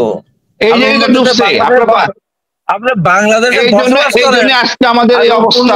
দেশের কথা বলবো তাহলে হবে, আমরা আরো উন্নত হব, বাংলাদেশে আমরা ওই বাংলাদেশের বাংলাদেশের আলো বাতাসে বড় হবেন আর আপনি উন্নত দেশের কথা বলবেন। আরে এটা হয় কেন দিন, ঠিক আছে, হয় কেন দিন? এই ছাত্ররা জীবন দিল কেন? এই আন্দোলন ছাত্ররা বলতো না ও আওয়ামী লীগ, আওয়ামী লীগ। আরে ভাই এই ছাত্ররাই তো বিপ্লবটা করছে, এই ছাত্ররাই তো দেশটা পরিবর্তন করছে। আপনারা পারছেন? পারেন নাই তো। মারা গেছে 1400 মানুষ মারা গেছে, ছাত্র আন্দোলন তো সবাই মারা গেছে। আপনারা অস্বীকার করছেন, ঘৃণা করতেন, আপনারা নিগৃহীত করছেন, যার জন্য আপনারা তো স্বীকার করেন নাই, বিপ্লবী মানেন না, তাচ্ছিল্য করতেন, আপনারা মাস্টারমাইন্ড খুঁজে বাই করতেন। আমি কি বলছি আপনি তো এই যে কথাটা বললেন ভাই, আপনারা কোন নেতা বলছিলেন এটা আমাদের বিপ্লব? কোন নেতা বলছেন আমাদের বিপ্লব? বলেন নাই তো, কোন নেতা বলেন নাই। ভাই বলেন তো 5ই আগস্ট আগে, 5ই আগস্ট আগে কোন নেতা বলছে এটা আমাদের বিপ্লব? আমি প্রত্যেকদিন মাঠে ছিলাম হাবিব ভাই, হাবিব ভাই শোনেন, 15.5 বছর ধরে আমাদের কথা, ছেলেরা তো সরকারের পতন চায় নাই, ছেলেরা চেয়েছিল বৈষম্য আন্দোলন, সেইটা সেই আন্দোলনটা জনগণ দীর্ঘদিনের জনগণের চাওয়া পাওয়া, উদ্যোগতি, অত্যাচার, নির্যাতন, মানুষের অভাব অনটন সব মিলে সবাই এটার পেছনে গিয়ে দাঁড়িয়ে গেছে। ছাত্রদের তো তার সরকার পতনের আন্দোলন ছিল না, ছাত্রদের তো ওই যে আজকে যত দাবি এদিকেও তো ছিল না। যদি 7% দাবি যদি মেনে নিত, ওই 7% দেখে কোটা দেওয়ার ফিরে নিল, কোটা ফিরে না নিত, উত্তর দিতে পারবেন? যদি শেখ হাসিনা ওই কোটা যদি ফিরে না নিত, না নিয়ে আসতো, ছাত্ররা মাঠে যেত? বলেন যেত না। আবার প্রথম দিনে বোঝার চেষ্টা করেন, যদি কথা বলেন না ভাই, যা হয়েছে না, যদি আপনারা এখন এই যে পুরো বিপ্লবটা নিজেরা নিয়ে গেছেন, মাস্টারমাইন্ড আপনারা নিছেন, হঠাৎ করে 36 দিন হয়ে গেল। আগের মূল্য নাই, আগের মূল্য নাই। আপনারা তো নিজেরাই ঘোষণা দিয়েছেন দলের সাথে আগের মূল্য নিয়ে যত বেশি বলবেন তত বেশি। আগের জীবন নাই। আমি একটা কথা বলি ভাই, হাবিব ভাই আমি একটা কথা বলি, আমি 25 জন সেনাবাহিনীর মধ্যে একজন আপনাদের দলে ঢুকছি, কিন্তু আমি একটা জিনিস দেখছি যে এই যে এই বিপ্লবের পরে জামাত ইসলামের বিশাল একটা আয়োজন করে, এটা চিনমতিতে একটা হিন্দু মহিলাকে নিয়ে আইছে, তা কোলে তার বাচ্চা, স্বামী মারা গেছে বিপ্লবে। এই যে উদারতা, এটাতে কতখানি প্রভাব ফেলছে মানুষের মনে। আপনাদের উদার হইতে হবে, আমি এই কথাই বলি ভাই। আমরা বড় দল, বট গাছ উদার হন। আরে ভাই আমরা তো কত যারা শহীদ হয়েছে, আমরা কত জনের বাবা যায় নাই কোন শহীদের বাড়িতে, বলেন তো সারা বাংলাদেশে? ভাইরে ভাই কোন আহতের পাশে। আপনি জামাতের উদারতা দেখতেছেন, আপনি বিএনপির উদারতা দেখেন নাই। দেখবেন না? ওরে ভাই আপা, শুরুটা করছে কে? চিনমতিতে বড় একটা অনুষ্ঠানটা করতে কে? শুরুটা করতে কে? বিএনপিও তো শুরুটা করতে না। হাসিনা ভাই আপনি বলেন এখন আপনাকে, এই ছাত্রদেরকে এই যে ডাকসু নির্বাচনে ছাত্ররা এই যে ইয়েতে গেল, বৌদ্ধভূমিতে গেল, বলেন এটা আমরা কেউ শিখাই দিয়েছি? তাদের মন পরিবর্তন হচ্ছে, তারা উদার হচ্ছে, তারাও ফিরে আসতে চায়। তারা যে কালকে খালেদা জিয়ার কাছে যাবে না অস্বাভাবিক কিছু না, আমি মনে করি অবশ্যই যাবে, দোয়া নিয়ে আসবে, অবশ্যই দোয়া নিয়ে আসবে। উনি আপনার নেত্রী না, সমগ্র বাংলাদেশের নেত্রী। আমরা নিজেরা খালি কামড়ি করতেছি। আরে বাবা রে, নূরও তো গেছিল সেখান থেকে, যায় নাই, প্রথম যায় নাই, যেতেই পারে, খালেদার কাছে যেতেই পারে, ডক্টর ইউনূসের কাছে যেতেই পারে। কেন হাবিব ভাই বলি না, হাবিব ভাই যেতেই পারে। আমি বলি যদি হাবিব ভাই আমি একটু বলি, বলছেন যে বিএনপি কেন করে নাই আমাদের আন্দোলন 5ই আগস্টের আগে?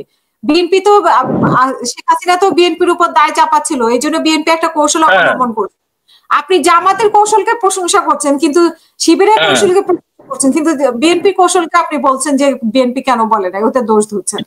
আর আপা বিএনপি শোনেন আমি বলি, 28 তারিখের জনসভায়, 28 তারিখের জনসভা আমি গেছিলাম, আমি আর্মির লোক কখনো যাই নাই। শুনেন, আমার কথা বলতে দেন আপা। 28 তারিখের জনসভা আমি গেছিলাম পল্টনে, কোন রকম ডিফেন্সিভ পোস্টার নাই। জিস বিএনপির অফিসের পিছন দিক দিয়ে আওয়ামী লীগ গেঞ্জি গায়ে দিয়ে লাঠি নিয়ে ঘুরতেছে। এটা কি জনসভা আয়োজন লোকজনকে এনে বিপদে ফেলার জন্য? কোন রকম গ্লাস বন্ধ করে না, তারা সব চলে গেল, কাঁদানে গেছে, মাইর খেয়ে চলে আসলাম। এটা আপনি বললেন যে জামাত ইসলাম এরকম জামাত কি করলো? শহীদের জামাত তো ঠিক মিছিল করলো, জামাত তো ঠিক কাজ করলো। তাহলে জামাতকে এই তো এখানে তো কবি গাইয়া ওঠে, জামাতকে মিছিলটা করতে দিল সুন্দর হবে, আর বিএনপি কে টিয়ারশেল মারতে মারতে শেষ পর্যন্ত পার্টি অফিস হামলা করে ভেঙে দিল। এরপরেও বলবেন জামাতের আমূল মুখ্য, জামাতের সাথে সরকারের জামাতকে একটা ইন্টারেস্ট দিয়ে দিও, তোমরা মিছিল করে চলে যাও সুন্দর। আমি যদি বলি আপনাদের সাথে লাইন আপ ছিল, আপনাদের সাথে লাইন আপ ছিল, একটা নেতাও তো গুলি খান নাই আপনাদের, একটা নেতাও এসি গাড়ি করে সব চলে গেছেন, এসি গাড়ি করে চলে গেছে সবগুলো রাস্তার মধ্যে পিটারি। আমি ছিলাম ভাই ওখানে, আমি একদম সামনে দাঁড়ানো ছিলাম, সিনেমার সামনে ছিলেন আমি জানি না, আমি ছিলাম। এবং আমি ওখানে ওই যে আছেন মিনা বাজারটা আছে না, আমি ওখানে 2 দিন ভাই আমি আলোচনা করি না, আমি আপনাকে বলি ওখানে বসে আমি টক শো করেছি চিল্লা করে, এবং সাইবুর সাগরের সাথে ওই টক শো করে 8 লক্ষ ভিউজ হয়েছে ওই কথা চলাকালীন সময়। আমরা দেখি না জামাতকে সরকার বলে দিয়েছে যাও তোমরা নির্বিলে মিছিল করে চলে যাও, মিটিং করে চলে গেছে। আর বিএনপি কে তো সে ছাড় দিবে না, দেয়নি, সেজন্য বিএনপি ওখানে পার্টি অফিসে হামলা করেছে, পার্টি অফিসে করে দিয়েছে। আর যে কথা বলেন যে জামাত পারে, আমাদের তো আপনাদের ভাই একটা বলেন না হাবিব ভাই আপনাদের নেতাদের মধ্যে কিছু অসৎ লোক আছে, ভারত প্রেমী আছে, এটা আপনাদের বড় সমস্যা। একটু সংস্কার করেন, আপনারা ভালো জায়গায় চলে যাবেন। হ্যাঁ, আপনারা ভালো জায়গায় চলে যাবেন। আপনার বড় বট গাছ, অনেক বড় দল, কেন আন্ডারএস্টিমেট করেন? আপনার কথার সাথে আমি একমত। আমাদের মধ্যে কিছু ভালো মানুষ নাই, কিছু মানুষ ভালো না, এটা আপনার সাথে একমত। এইটা যদি বুঝেন ভাই, ইনশাআল্লাহ আপনাদের সাফল্য আসবে। আসসালামু আলাইকুম টিয়ার শক্তি দেশ কিংবা দেশের বাইরে যে যেখান থেকে বসে ভিডিওটি দেখলেন, আশা করি পুরো ভিডিওটি দেখেছেন এবং বুঝতে পেরেছেন বর্তমান বাংলাদেশের যে পরিস্থিতি, সেই পরিস্থিতি নিয়ে আলোচনা করা হলো। বাংলাদেশের যে অবস্থা, সেই অবস্থা নিয়ে আলোচনা করা হলো। বর্তমান বাংলাদেশের কঠিন একটি সময় কিন্তু পার করা হচ্ছে, বা কঠিন একটি সময় পার হচ্ছে। আপনারা দেখছেন যে ডক্টর মোহাম্মদ ইউনূস তিনি সরকার চালাচ্ছেন, এবং তার আশেপাশে অনেক আওয়ামী লীগ থাকলেও দেশটা আগে যেরকম ছিল, অর্থাৎ শেখ হাসিনা যেরকমভাবে চালিয়েছে তার চেয়ে অনেক গুণে ভালো চলছে, এবং দেশের মানুষ অনেকটাই ভালো রয়েছে। শেখ হাসিনার সময়ে মানুষ দুর্বিষহ জীবনযাপন করেছে এবং কথা বলার অধিকার পায়নি, যা বিএনপির মধ্যেও অনেকটা কিছু কিছু নেতার ক্ষেত্রে দেখা যাচ্ছে। যদিও বিএনপির হাই কমান্ড থেকে বা উচ্চ পদে থেকে যারা রয়েছে তারা বারবার বলছে যে জনগণের বিরুদ্ধে যাওয়া যাবে না, জনগণ মুখ ফিরিয়ে নিলে আর কোনো উপায় থাকবে না। পৃথিবীর অনেক শক্তিশালী রাজা বাদশাহ জনগণের কাছে পরাস্ত হয়েছে। জনগণ যদি মুখ ফিরিয়ে নেয় তাহলে দেশের কঠিন একটি পরিস্থিতি পড়তে হবে দেশের মধ্যে, যতই জনপ্রিয় থাকুক, যতই বড় দল হোক। ডাকসুতে যে নির্বাচন হয়েছে তার প্রমাণচিত্র এটাই যে ঢাকা বিশ্ববিদ্যালয়ের যিনি ভিপি নির্বাচিত হয়েছে সাদিক কায়েম, তিনি ব্যাপক ভোটে ভিপি নির্বাচিত হয়েছে। জাকসুতে 25টি পদের মধ্যে 23টি দখল করেছে, বা 23টি জয়লাভ করেছেন ছাত্র শিবির। অর্থাৎ শিবিরের প্রতি মানুষের ভালোবাসা, গ্রহণযোগ্যতা দিন দিন বেড়েই চলছে, যার কারণে অনেকেই মনে করছে যে ছাত্র শিবির এবং ছাত্র দলের মধ্যে অনেক পার্থক্য রয়েছে। ছাত্র দল যেভাবে আচরণ করে, যেভাবে কথা বলে, যেভাবে চলাচল করে, ছাত্র শিবির ঠিক সেভাবে কথা বলে না, সেভাবে চলাচল করে না। তাদের চান চলন, ওঠা বসা, ব্যবহার দিয়ে মানুষের মন জগিয়েছে।